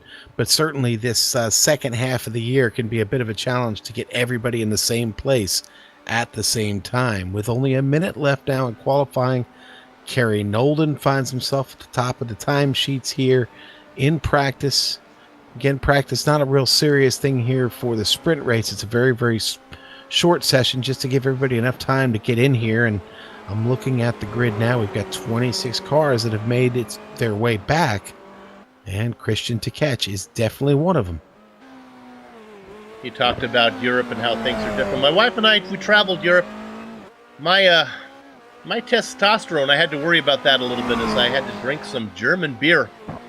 They're a little more serious about their beer over there. Their attitude towards American beer, they're not real fond of it. Let me just say this way. I bet you we probably sell more German beer in America than they sell U.S. beer over there. A little more tasty. Yeah. You could stand a spoon up in some of their beers. Well, I mean, they have been making beer over there, Soup, for 800 years. Yep. Our brewing history here in the United States certainly not as steeped as theirs is. Okay, well, I would like to say qualifying is done, but it isn't. It's really practice time. And what's interesting is only a few drivers were able to put in a complete practice time, as the lap is so long and the warm-up session so short. Let's go ahead and give you the grid right now. We talked about it, Christian Tkach and Jeroen J. Cortel in the front row. And row 2 going to be Knut Martinson and Evan Imre. Tim Bertie and Patrick Kessler. All right, Stephen Larkamp and Dylan Shepard. Kerry Nolden and Bruno Dometer, row 5. Row 6, Eunice Fastamaki and Phil Reed. Baker's on the spot, Scott Newton. In 14th position, Adam Tierney. All right, row 8, Manuel Hoyer, Stefan Herman. Daniel Morris and Alexis Marinoso behind them. All right, row 10, Renee Osterkamp, Lawrence de Rijk. Hugo Quinet and Silvio Hurt, 21 and 22. All right, Little Wing Sarah Dove there, 23rd. 24th going to be Alexander Waldo. Henrik Andre and Ty McLeod running out the 26-car field. We made it. We get our GSRC commentators bonus as the engines begin to harmonize. We got the 25-minute sprint race ready right now. Round number 3. The Apex Online Formula Renault Championship underway. Gather at the chicken steak. Cover behind the cows. Christian Tkach is out in front. Look at the battle, though, for second. Knut Martinsen snakes Jeroen de Cartel for second position. And back behind him, Tim Birdie in a battle with Evan Rolling Thunder Imre. It's the Force Fissy car on the outside. Birdie on the inside. Tucking in there now is a yellow car just to confuse the commentator. That is Patrick Kessler. They managed to go too wide through Quarry. How does everybody else do through Quarry? So far, so good. Let's say 26 cars get through. They do. They do. Sean, they actually did better in the sprint race than they did in the feature race. They did. And Eric Andre already picking up 3 spots, though, here at the back, up to 22nd, charging hard. Got Merloso, the rookie, right in front of him. Oh, you can see the battle going on between those yellow-flavored machines back there, though. Kessler in 5th. They get it sorted out. Shepard, Birdie, they run 5th, 6th, 7th. Nolden, Lamcart in 9th. Vastamaki in 10th. Bruno Dometer complaining about something, but I think he's okay. He was complaining about Phil Reed making a really, really close move there to get position on him. Phil Reed charging hard, already up to 11th. And he's got Eunice Vastamaki in his sights now. Reed's got places to go and a short time to get there. 25-minute race with lap times at 2 minutes. What are we looking at? 12, 13 laps probably. All these drivers will have time to get this done. Christian Tkach out in front. De Cortel now back in second. Let's go to 3rd position. This is Martinsen and Emre. And it's going to be the Force Fissy driver getting around the Force Fissy driver. For those of you who are colorblind, Emre's in the yellow car. Martinsen's in the yellow car. Boy, big battle back here with Phil Reed and Adam Tierney, Stephen Larkamp. All almost 3 wide coming out of the last turn. Here they go down into hell. 3 wide. Nolden gets in there first. He's going to get the knock on Kessler. Well, the racing guards are fickle. Look at Kessler coming back. Wasn't it Nolden and Kessler who got together in the last lap of the feature race? And a big spin behind that involves, oh my gosh, where, I don't want to put the blame on anybody, but where was sudden strike to right going? Yeah, it was him and Daniel Morris gets hooked in that. Oh, what a shame for Morris. Lawrence, I love you, but it's hard for me to justify that one.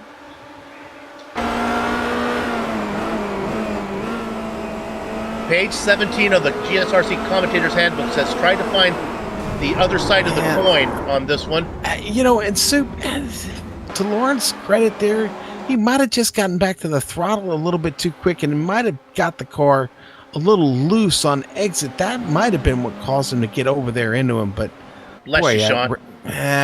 Racing awful hard there early, wasn't he? Yeah, bless you. De Cortel, let's go there right now. He just put it in the wall. I think he's going to be okay. It just happened, as I say. You don't have to go too far back. Boy, that car took a shot.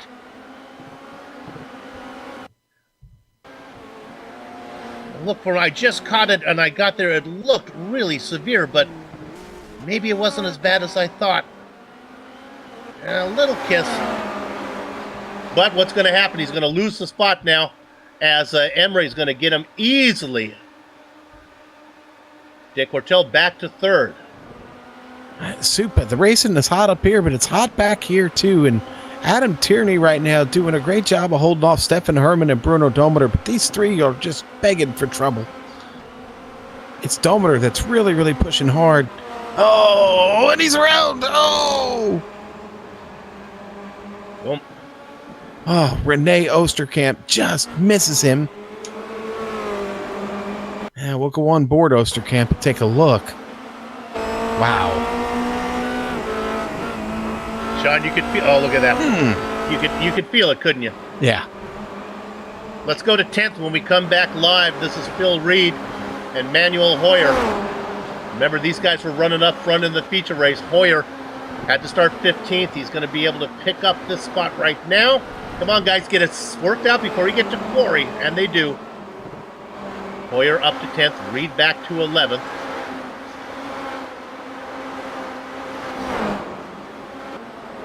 Boy. Eric Andre was charging. Oh, missing that with Phil Reed.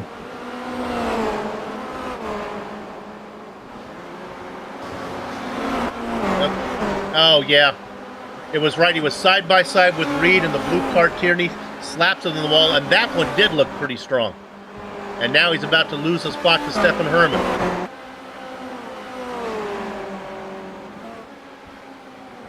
I'll be honest with you, these little Renaults are holding up okay. Okay, so Rene Osterkamp right now is in 14th. Okay, now Steven Larkamp has slid back, finds himself in 15th. And Eric Andre, Nick, he's continued to move up through the field. He got around both of them just a moment ago, but got side by side with Osterkamp into quarry and had to give because he was all the way up near the wall to avoid hitting it. Andre still charging, though, up 9 spots right now. Got to figure out a solution to get ahead of Larkamp and Herman. This battle is heating up. There we go, up there. Rene Osterkamp tries to get side by side with Larkamp, but nothing doing there. Larkamp still hanging on to that spot that he just took away a moment ago. Up to 14th, Osterkamp in 15th. Andre, really fast driver. He was grid way far back in the back because he had a bad first race. Ty McLeod, also a quality driver back there in 17th. Right now, Larkamp leaves that 4-car train.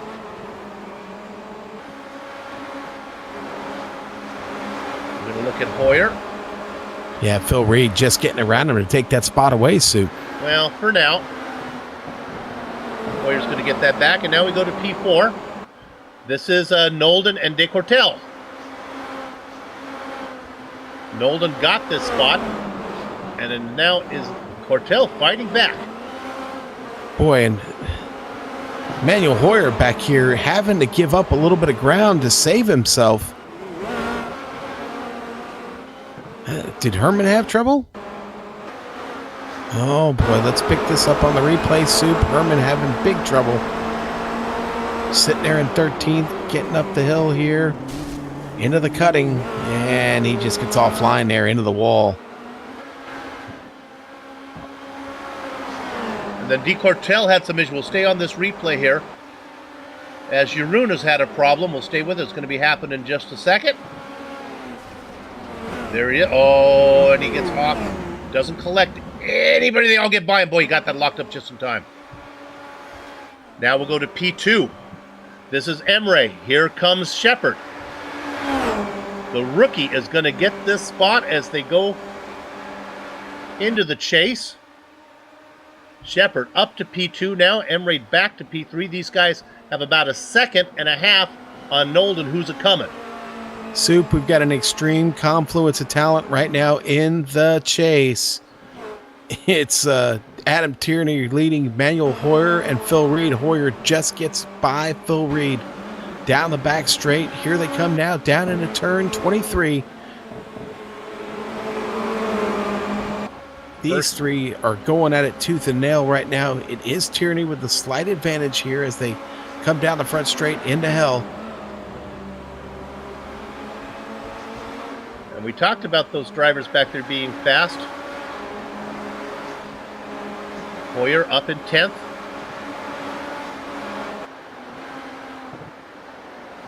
And here comes, we're looking now at Hoyer, that's Reed chasing.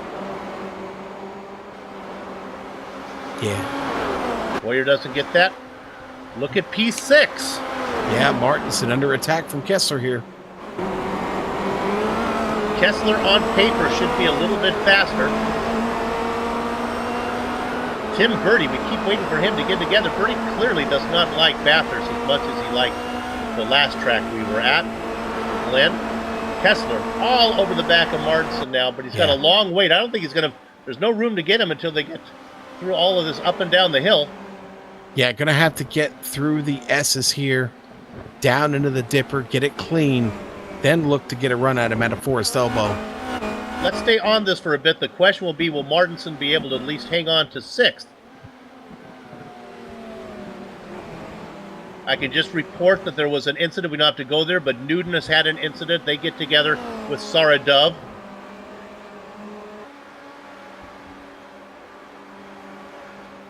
right, now let's go back and look at this.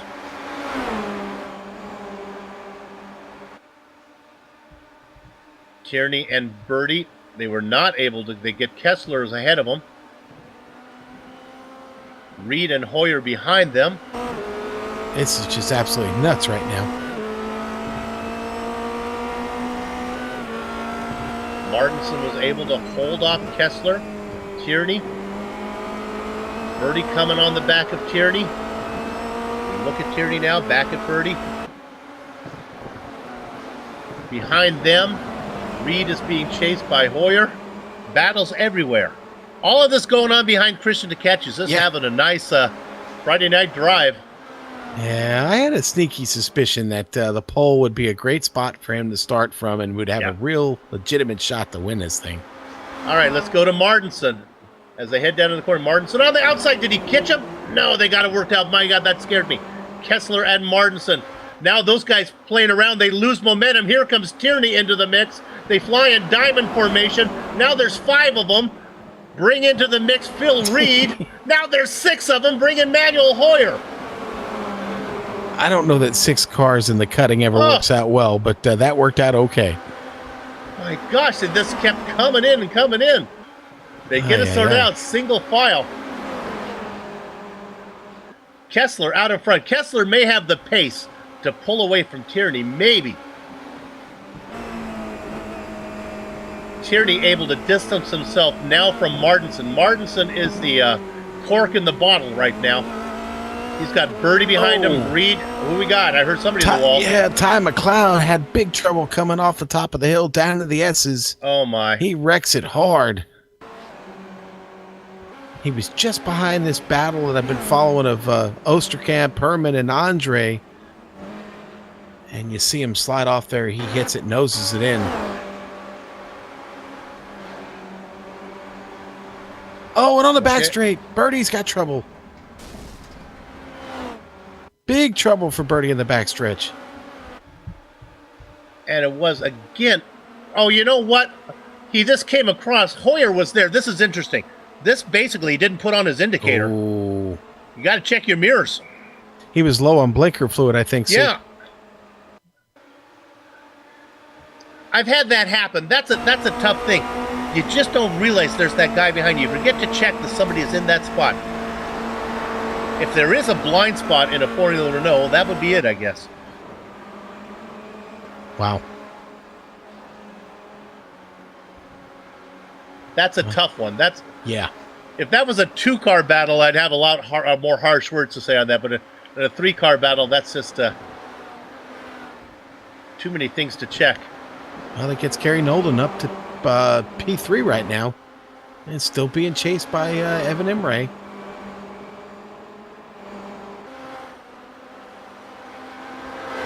I think Nolden is probably on his way to Shepard. 2.2 seconds. How about Dylan Shepard? My gosh, he's having a nice run. 11 seconds to go and about a 2-second lead over Kerry Nolden. Oh, no, our leader to catch. Oh, just a mistake. Oh, no, it knocks the front off the car. Oh, no, to catch is not going to be able to hold off Dylan Shepard here. Oh, he's in bad shape. Really slow. Everybody getting by now. Well, Soup, it can go away all that quick here at Bathurst. That's it. That's the price you pay here that you don't pay at other tracks. Well, look at that rookie go now. The Australian, Dylan Shepard. Dare I say, maybe a home track for Dylan. Don't know much about this young man, but he is holding on in first right now. Kerry Nolden just under 2 seconds back, Soup. That's good performances for a couple of rookies in the top 10. Stefan Herman just went up to 10th. Got by Osterkamp to do it. And honestly, we don't need to go there. Hugo Quinet just crashed his car. So let's go ahead and set the stage for you. Sean Purdy did a pretty good job of a Dylan Shepard, 1.8 seconds ahead of Kerry Nolden. It was 2.2 a while ago. Emre in third, Vastamaki in fourth. Sarah Dove has had some issues. She's banged her car against the wall 4 or 5 times.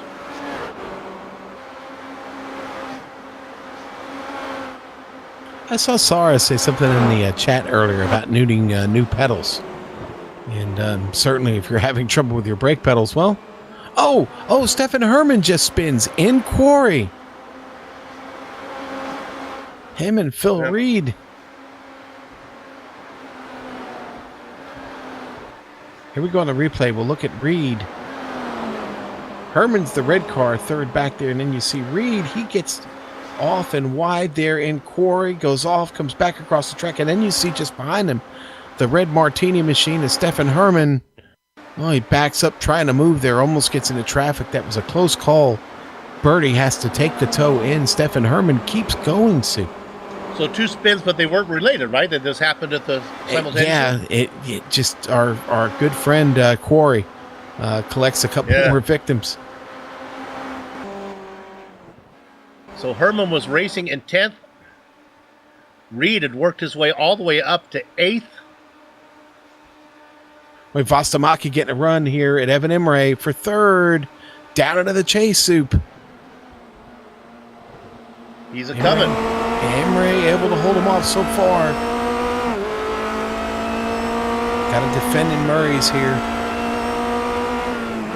And all this going on, we don't need to go there, but I can just tell you, you'll see probably just ahead of the screen here of this onboard camera. Shepard and Nolden are getting closer. Shepard now with a 1-second lead over Nolden and about a 4-second lead for Emre.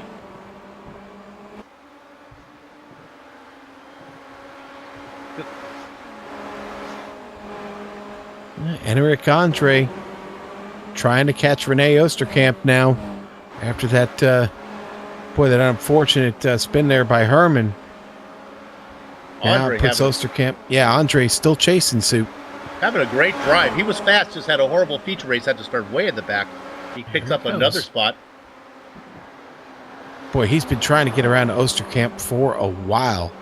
Wasn't able to get around Herman until Herman just spun, but now Enner can get on the move here.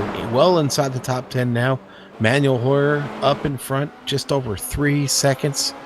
That's a long way to go, and boy, we just don't have a lot of time left in this race, but Andre up 17 spots, Sue. Yeah, you say we don't have a lot of time in the race, 7 minutes, but boy, it's going to seem like a long 7 minutes to Dylan Shepard. That interval now is under a second as our Kerry Nolden, former champion, coming after him. Not sure if he's going to be close enough to get him as they go out of Forest Oval.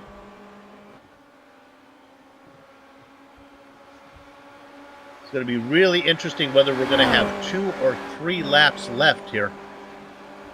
If I hear some big banging, how about Dometer? Dometer barrel rolling. Boy. We're going to get that one in a minute. We'll look at P3 right now. This is Emre, as he's going to lose that spot to Vastamaki. If you were with us during the pre-race interview, you said, Eunice, did you get any of those passes made on the track, or was it all attrition? Maybe 1 or 2 on the track. Well, there's one on the track for you as he gets around Evan Emre, now up to 3rd for Eunice Vastamaki. Going to go back to Dometer now. Let's look at this replay. Christian Ticat certainly had a good view from his cockpit. Let's look at Bruno, though. He's just going to lose it down here into the S's, and he clips that wall and sends him up and over. Christian Ticat basically goes under him to get through that. Look at that one more time from Christian. Yeah. Bruno right there in front of him. Christian nowhere to go, tries to navigate through that. He does cleanly, getting on the binders in a very tough spot there, Soup. Good piece of driving there by Christian. Kind of like playing miniature golf. You had to wait for the clown's mouth to open, and he got through. It's exactly what I thought, Soup. I knew we were on the... I'm impressed with your confluence of talent. I like that one. I'm putting that phrase in my book. Shepard's lead now 0.8 of a second over Kerry Nolden. Well, that was certainly my $20 word of the day there, Soup.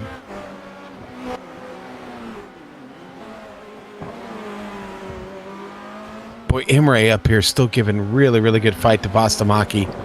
Oh, and Nolden just glanced off the wall. I've seen it so many times, I think it's over. He's able to keep going, but he's lost about a half second.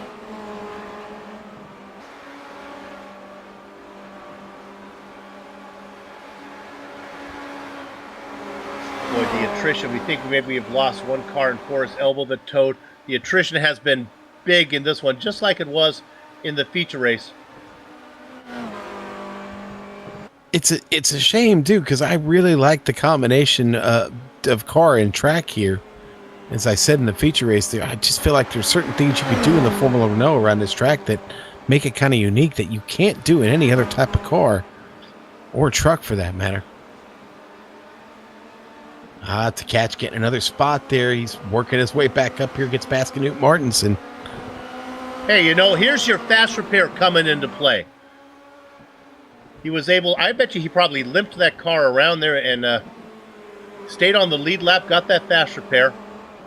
Yeah, because he was only 1.1 seconds in the box, Soup, so that indeed was just a fast repair and then back out on track. All right, now we look at P4. Tierney. Yeah, just gets around Evan Imre.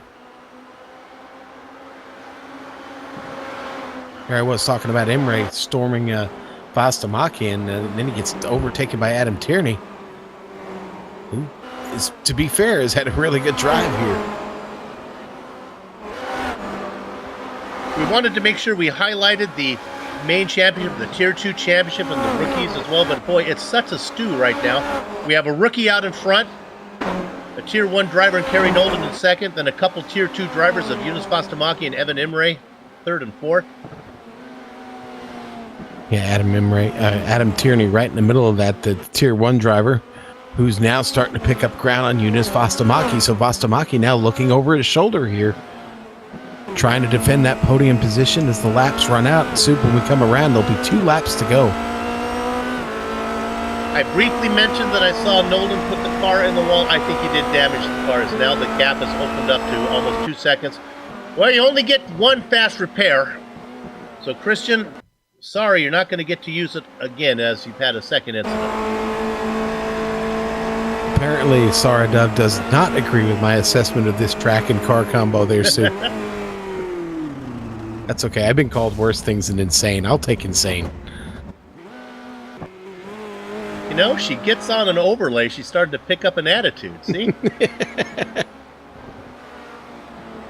Looking now at that's the interval between Shepard and Nolden, and it's growing.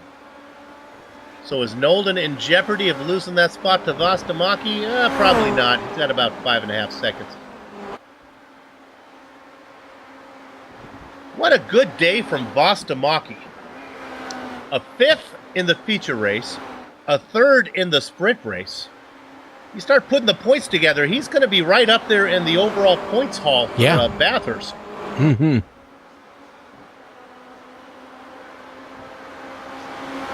Your leader, your winner of Manuel Hoyer, the best he can do is get up to 7th.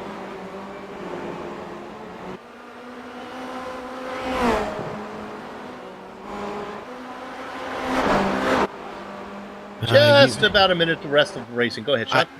You've got to be impressed with the performance of the rookies. Even though Stephen Larkamp had a little bit of trouble in this one, but and Stefan Herman having his trouble, still well within the top 15. Dylan Shepard is poised to win this race right now. So, this new season off to a great start. Seeing some fresh faces turn in some good runs. Adam Tierney, though, really has closed in on Jonas Vastamaki. I got a feeling this is going to come down to the very last lap for these two. It is not over. Here we go. Adam Tierney going to get this run. Going to get him here in the chase. He's going to try and go to the inside here in the kink. We'll get him there. Doesn't have the position, though. Ooh, tries to cross him over. Vastamaki hangs on for now.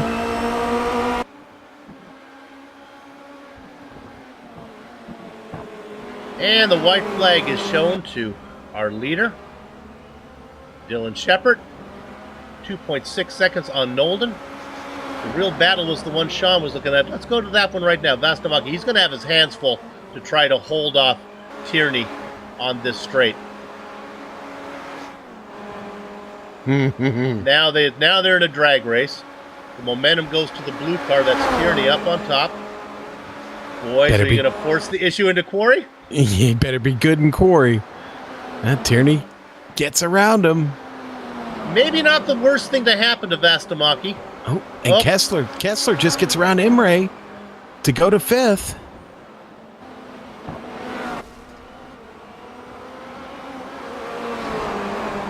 Odometer has put the car in the wall. He was well down the order. Boy, two great battles here up at the front between Tierney and Vastamaki, and then you've got Kessler and Imre going at it right behind them, Soup. Well, just to follow up on the Tierney Vastamaki, if Vastamaki can stay close enough, he'll have a shot at him as they get into coming down that last back straight, and I think he just might be. We don't have to worry about the leaders yet. Tierney really gets a nice run down the mountain there through the S's. Now, out of Forest Elbow. Here we go, Soup. We'll keep an eye on that one. Meanwhile, we'll go up to the front. As Dylan Shepard going through the chase right now. He negotiates this one. Looking to pick up his first career win in the Apex Online Formula 2.0 Championship. Round number 3 from Bathurst. He just has Murray to do. Dylan Shepard, not a black sheep today as he gets the win in the sprint race. Nolan's going to get second. Let's go back to Vastamaki and Tierney. Oh, Tierney actually gets the great run out of Forest Elbow, and that's all he needed to complete it. Now Tierney going to come across to finish out the podium in 3rd. Vastamaki going to have to settle for 4th. Kessler and Imre got spread out there, Soup, with Kessler taking the advantage 5th and 6th, respectively. Hoyer winning the feature race. Best he could do here in the sprint is a 7th, but a noble effort. Everybody coming in right now looking for any battle that might be going on back there. I don't think so. Any driver we want to give a little attention to? I don't think. Hey, we haven't talked much about Silvio Hurt. Gonna get a little screen time to my buddy here. Started in 22nd position. He's going to finish on the lead lap in 14th spot. And Silvio comes around Murray's right now. Well, no, he is ways back. I apologize. Going through the chase now. He has Murray. Let's give him a little love. In the Tier 2 Championship, he's going to finish 6th for the day, so some good points there. And then the last car on the lead lap, Daniel Morris, another Tier 2 driver coming across. All right, the racing is done here in Australia, but our broadcast is far from over. We're going to take a short break, but then we will be back to run down the entire finishing order of the sprint race, talk to some of the drivers, and then put a lock on Mount Panorama. Back in a few.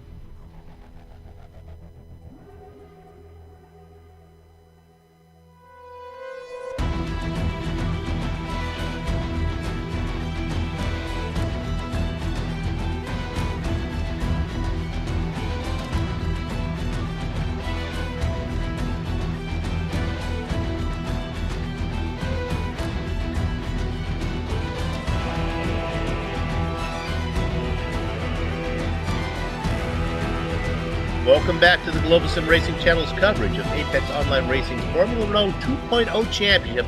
Round 3 from Mount Panorama. Time to run down the finishing order of the sprint race that just finished up. And, well, we thought it was going to be Christian to catch, but he had problems. So the driver comes from 8th on the grid to get the win. Another rookie finds a checkered flag, and that is Dylan Shepard. He was able to hold off Kerry Nolden, who slapped his car against the wall, and that cost him any chance for the win. Adam Tierney went from 14th to 3rd. Yunus Vastamaki was on a podium until Tierney got him there in the last few laps. He's going to finish in 4th. Patrick Kessler, Evan Emery go 5th and 6th. 7th, 8th, and 9th go to Manuel Hoyer, our feature race winner. Enric Omre, how about coming from 25th to 8th? Good job from him. Renee Osterkamp, and rounding out your top 10, another rookie, Stefan Larkamp. Sean? Okay, Soup, and then we're going to go to 11th. It's going to be the Orange Viking there, Knut Martinson. 12th, going to go to Stefan Herman. Christian to catch, man, the pole wasn't enough, unfortunately, for him. He's going to finish 13th. Silvio Hurt, 14th. Daniel Morris, 15th. Bruno Dometer there in 16th. Phil Reed, 17th. Hugo Quinier, 18th. Tim Birdie, 19th. Sarah Dove, Soup. Top 20 finish, will finish 20th. I think she's glad to be leaving here. Alexis Mereloso in 21st position. Ty McLeod, a rough day for him, 22nd. Scott Newton, Jerome Cortel, Alexander Valdo, and Lawrence DeReich back there. We're really going to try to talk to Scott Newton. Hope he's had time to settle down a little bit. He's had a rough day. Let's go ahead and bring him in first, as we'll since this is his home track. Scott, the home cooking a little bit bitter. Yeah, definitely. Hey, Bill.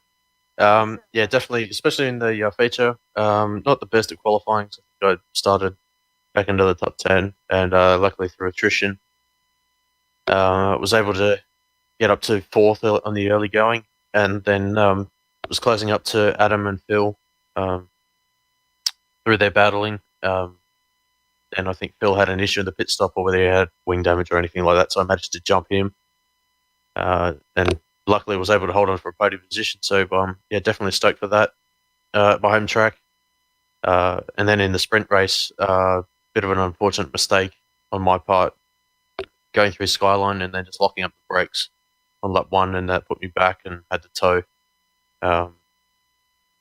Or I might have pitted, and then I think it was a couple of laps later, I happened to run into Sarah, just spotter called right, and unfortunately that's where she was. So, yeah, sorry to her for the contact there, but yeah, definitely looking forward to next week. You know, every countryman always feels comfortable on their home track. We see that from the drivers from Belgium about Spa and Zolder, and but probably no more than the Aussies and their tracks. Is Bathurst one of your favorites? It's a relative favourite of mine, but yeah, due to the series that I follow, it's mainly the European tracks that I tend to favour more so than Bathurst. But Bathurst is one of those iconic tracks that can never be discounted from any list of top 10 tracks. So it's always great to come here, and yeah, I always look forward to coming here in the future. All right, well, I guess condolences. I wouldn't say congratulations, but really wasn't a day to remember. You can put that away as we move across the Atlantic next time we go to Canada for the next one. So we'll see you there. Good luck as the season goes on. No, it's shit, Bill. Scott Newton, he finished well down the order. Sean, who are you talking to? Hey, let's talk to our winner, Dylan Shepard. Let's find out a little bit about this rookie. Dylan, congratulations. How's it feel to get your first win here in the AOR? Yeah, I'm absolutely stoked. Hey, I didn't think it was going to happen. I think I just got lucky in the first few laps, was able to pick off some of the guys starting in front. So, yeah, and then to hold off Kerry was just, I didn't think I was going to do it. He was catching me a bit. I think he must have got a bit of wing damage. So, yeah, because I just started pulling away from him in the last few. But, yeah, look, I'm absolutely stoked. I think if there was a track that I was going to do, it's probably this one, being my home track. Yeah, so I'm absolutely stoked to do it. Yeah. Hey. Well, of course, we weren't able to confirm that you were from Australia, but I certainly don't hear any I don't hear any New Zealand in your voice. So you said your home track. Are you in the New South Wales area? Where are you at there in Australia?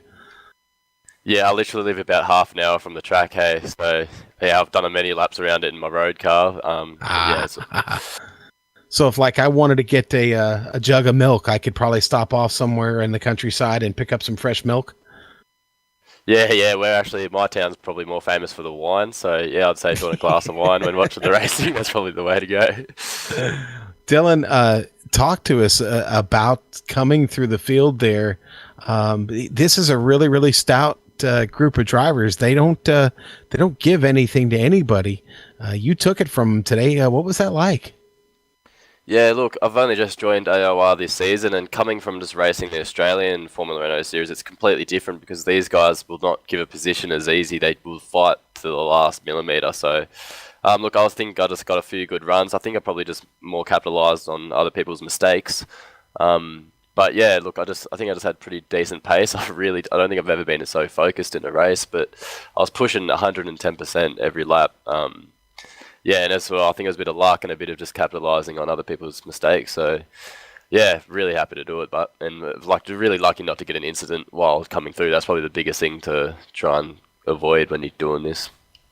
Well, I mean, you finish 8th in the feature race, and then you come in here and win this one. This is going to be a great points haul for you today here and early on in this season. And would be pretty exciting to see a rookie be there in contention for a championship at the end of the season. But I'll ask you one last question. Are you having fun so far? Oh, I'm absolutely loving it. Like, I'm getting up at 5 o'clock in the morning to do these races, and it's just so worth it. These races are so fun. I've never had so much fun in this car. I'm absolutely loving it. And yeah, you guys broadcasting as well, it's professional, and I'm really liking watching back on it as well. All right, so it's early Saturday morning. What's next for Dylan Shepherd today? I'll probably kick back, mow the lawn, and probably get ready to watch the F1s tonight, I'd say. All right. Well, that sounds like a plan. We will see you next in Canada. We're going to have to get you off the continent there and all the way into the Great White North. We'll see you then, my friend. Thank you very much, guys. Soup, Dylan Shepherd, pretty excited guy, and gets a win there at his home track. Another driver who has had a pretty big day, Manuel Hoyer. You've caught up with him. Manuel, your season started with a did not finish, a DQ, a did not finish, and then you didn't start the final sprint race last time out of Watkins Glen. Good way to kick that off. You got yourself a win, and you were the car to beat in the feature race today. Yeah, it was a very hard race. At the beginning, I was happy that Phil and Adam were fighting behind me, so I could get a big gap to them. I think about 8 seconds. So I had enough window, a big window for the spin I had. Yeah. It does not work without a spin at this moment. But I'm happy that it was enough to win this race, especially after Kerry got an off track in the second corner. So I have no words for it, and it's an incredible feeling to win the feature race. Let's talk about that spin. We couldn't tell if you actually backed the car into the wall. Did you actually touch the wall on the spin? A little bit, yes. But I think I had no damage of it. That's what, during the broadcast, Sean and I were both worried. You had that lead. It wasn't going to be enough. Well, it was enough, but it wasn't going to be enough to let you take a 10 or 15 second pit stop. So you had to kind of say, phew, when you had that fast pit stop after the spin. Yeah, I was very scary about this pit stop, as you said, to lose 15 seconds or more. But I'm happy that I came out in front of Adam and I could hold the pace to keep him behind me in a 1 second window so that he couldn't get the slipstream. And I'm just happy with the result. And then almost, I'll get you out of here on this one. Almost equally as impressive was the run that you had here. Even though it was only 7th, you had to work your way through some big names in the sprint race. Were not, there was Adam as well. I was fighting Phil. Was the next one. Scott was behind me. In the beginning, it was I was very stressed because they keep me on work. Then I made a little mistake, so I got a front wing damage, and then I just tried to find a pace where I can drive with this damage and to get as much points as possible. You had a good one. 7th in the sprint, a win in the feature. We look to see you on the points leader here for the day. Congratulations for a good race, and let's turn the season around now and have some big points days the rest of the way. Yeah, thank you. Okay, there you go. He's had a rough start to the season, but Manuel Hoyer has a good points day today from Australia. Sean, we have one more. Soup, indeed we do. It's time to talk to Kerry Nolan. Kerry, great racing out there for you today. You get the podium here in the sprint race. I think it was 5th or 8th place for you there in the feature race, but a good day overall. Yeah, solid enough, I think. When I was looking at all the field past me at turn 2 in the feature race. Yeah, first of all, it was just amazing to even get on the front row. The pace wasn't really there in practice, so to pull a lap at almost snatch pole was super satisfying, so that was good. Then took the lead, or went for the lead, and then spun again 1 lap later, so just for good measure, and just make sure I was completely out of the running. It was a good race. I think once I kind of got those mistakes out of the way, was very fortunate not to hit any walls, and just kind of made my way forward. I know I had good pace, probably matching Manuel on some of my better laps. Kind of kicking myself a little bit for not perhaps getting a podium in the feature race. I've lost a lot of points already with silly mistakes so far this season. So. But the sprint race was fine. So I don't even know. On a normal day, I went in the wall twice and came out with just very minor front wing damage in the middle of the race as I was catching up to Dylan. So I'm grateful, I guess, just to finish both the races, because there was chances that it could have gone the other way on a more unforgiving evening. Well, Kerry, I love the combination of the Formula Renault and this track, and not all the drivers seem to agree with me. What is the most challenging part of racing this track? I'm probably one of those. I'm probably one of the more vocal on the league in terms of the track. I'm not a particularly great fan either. I can see how people can see how it's challenging, but it's not your conventional racing circuit, and I guess that's why people enjoy the challenge. I can understand in a V8 supercar or a tin top, it perhaps is more appealing to drive, but when you're in a single seater where the car's so low to the ground, you leave your fate in kind of the hands of the racing gods a little bit. So you're going down that hill section, and it's complete luck. Whether the bump catches you out and you're in the wall. I had 2 of those moments in the sprint race, and came out good for once. But on another day, it's so easy to just lose it there. So it's not. It's a tricky one to say, and we've raced it a lot of times, so it's obviously very popular. But it's a tricky one to drive, and the racing, I think, kind of suffers a little bit. I think as a result of that, the action's more people spinning and crashing out rather than good hard racing, which you normally get at other circuits. Sure. Quarry was especially tough on the drivers today. I mean, we saw in both races a well, maybe a little bit less in the sprint race, actually, but in the feature race, man, everybody was having trouble navigating turn 2 there. And that's, I had said before the race, that's kind of a tricky one there, turn 2. There's really only one really good line through there in the Formula Renault. Yeah, and that was something that threw me out completely in the feature race. I can't even explain it. When I went side by side with Manuel, he must have known, because I was surprised he didn't defend the inside at all. And I kind of thought I had a dream ticket a little bit. So when I hit the brakes, it didn't slow down at all.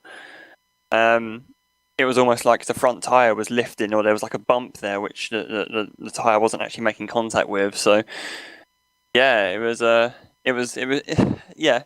real tricky corner. So I was very mindful. There was a few hairy moments in the sprint race where I was overtaking cars in there as well. I could feel the car going light at the front. So yeah, but it's never happened before. I mean, we've raced this track so many times in this car, and that's probably what was so surprising, really. I don't have an explanation for that, really. Well, Kerry, hey, congratulations on a good day today, and we'll see you next week, my friend. Yeah, see you soon. Cheers, guys. And cheers. And there's Sean. Sean accidentally left the booth. Sean was talking to us there, and he left. And now, as we have Sarah Dove in here. Sarah, I'm getting giddy. Quick question for you. 2 quick questions. We'll get you out of here because we are so long. First of all, not a big fan of the car-track combination, huh? No. Yeah. Not at all, really. I think the only track that I would consider worse than this would be Kota. Well, this one's done. That's because I hate Kota. Yeah, so let's put this out of our mind. Let's look. When you watch the broadcast, if you're kind enough to watch it, you're going to see your name. I was working on my script, and the graphics guy sent me over the graphics, and there was Sarah Dove on number 5 on the tier 2. You made an overlay, so congratulations for that. Yeah, I was pretty pleased by that when I saw it last week, but I don't think I've held the spot this week. Nope, wasn't a good day for you. All right, well, look, we're going over to Canada next time. You'll do better there. So good luck to you the rest of the way, and then let's see if you can put in some laps in North America. Okay, thank you. Sarah Dove there, boy. Always nice to talk to her. Okay, that's going to do it for us on the Global Sim Racing channels. That could be a record for the longest set of interviews ever on GSRC. Let's go ahead and give our thanks right now. Thanks to everybody at Apex Online Racing for organizing Formula Renault 2.0 Championship, and for all the members who supported this broadcast. We know you have a lot of choices when you fly. Thanks for flying GSRC. Thanks to the company's equipment and software that you see on the screen right now that we use on the broadcast. This original music you heard today, well, that's thanks to Eric Eckelm and Casey Lalonde. See the screen for how to contact each of them. And the AOR returns next week, Friday, the 6th of October. Canadian Tire Motorsports Park. Some of you know it as Mosport. GSRC will be there to bring you all the action. We hope you join us then. For more information about the Global Sim Racing Channel, your best bet is globalsimracingchannel.com. That's right. And we're also on social media. Find us on Twitter at GSR Channel, and on Facebook, type in Global Sim Racing Channel, all one word. You'll find us there. And now, on behalf of the man whose voice you just heard, Sean Ambrose, our director Amjad Yaman, and our camera artist Doug Beard, I'd like to thank all of you for watching and putting up with us here today. Certainly this broadcast is not going to go into my demo reel, as I'm glad, like Sarah, I did not like the track combo either, so I'm glad to get out of here. With that said, we're going to put a lock on the gate. We're off to have fun storming the castle. So until next time, race clean, race hard. See you on the track.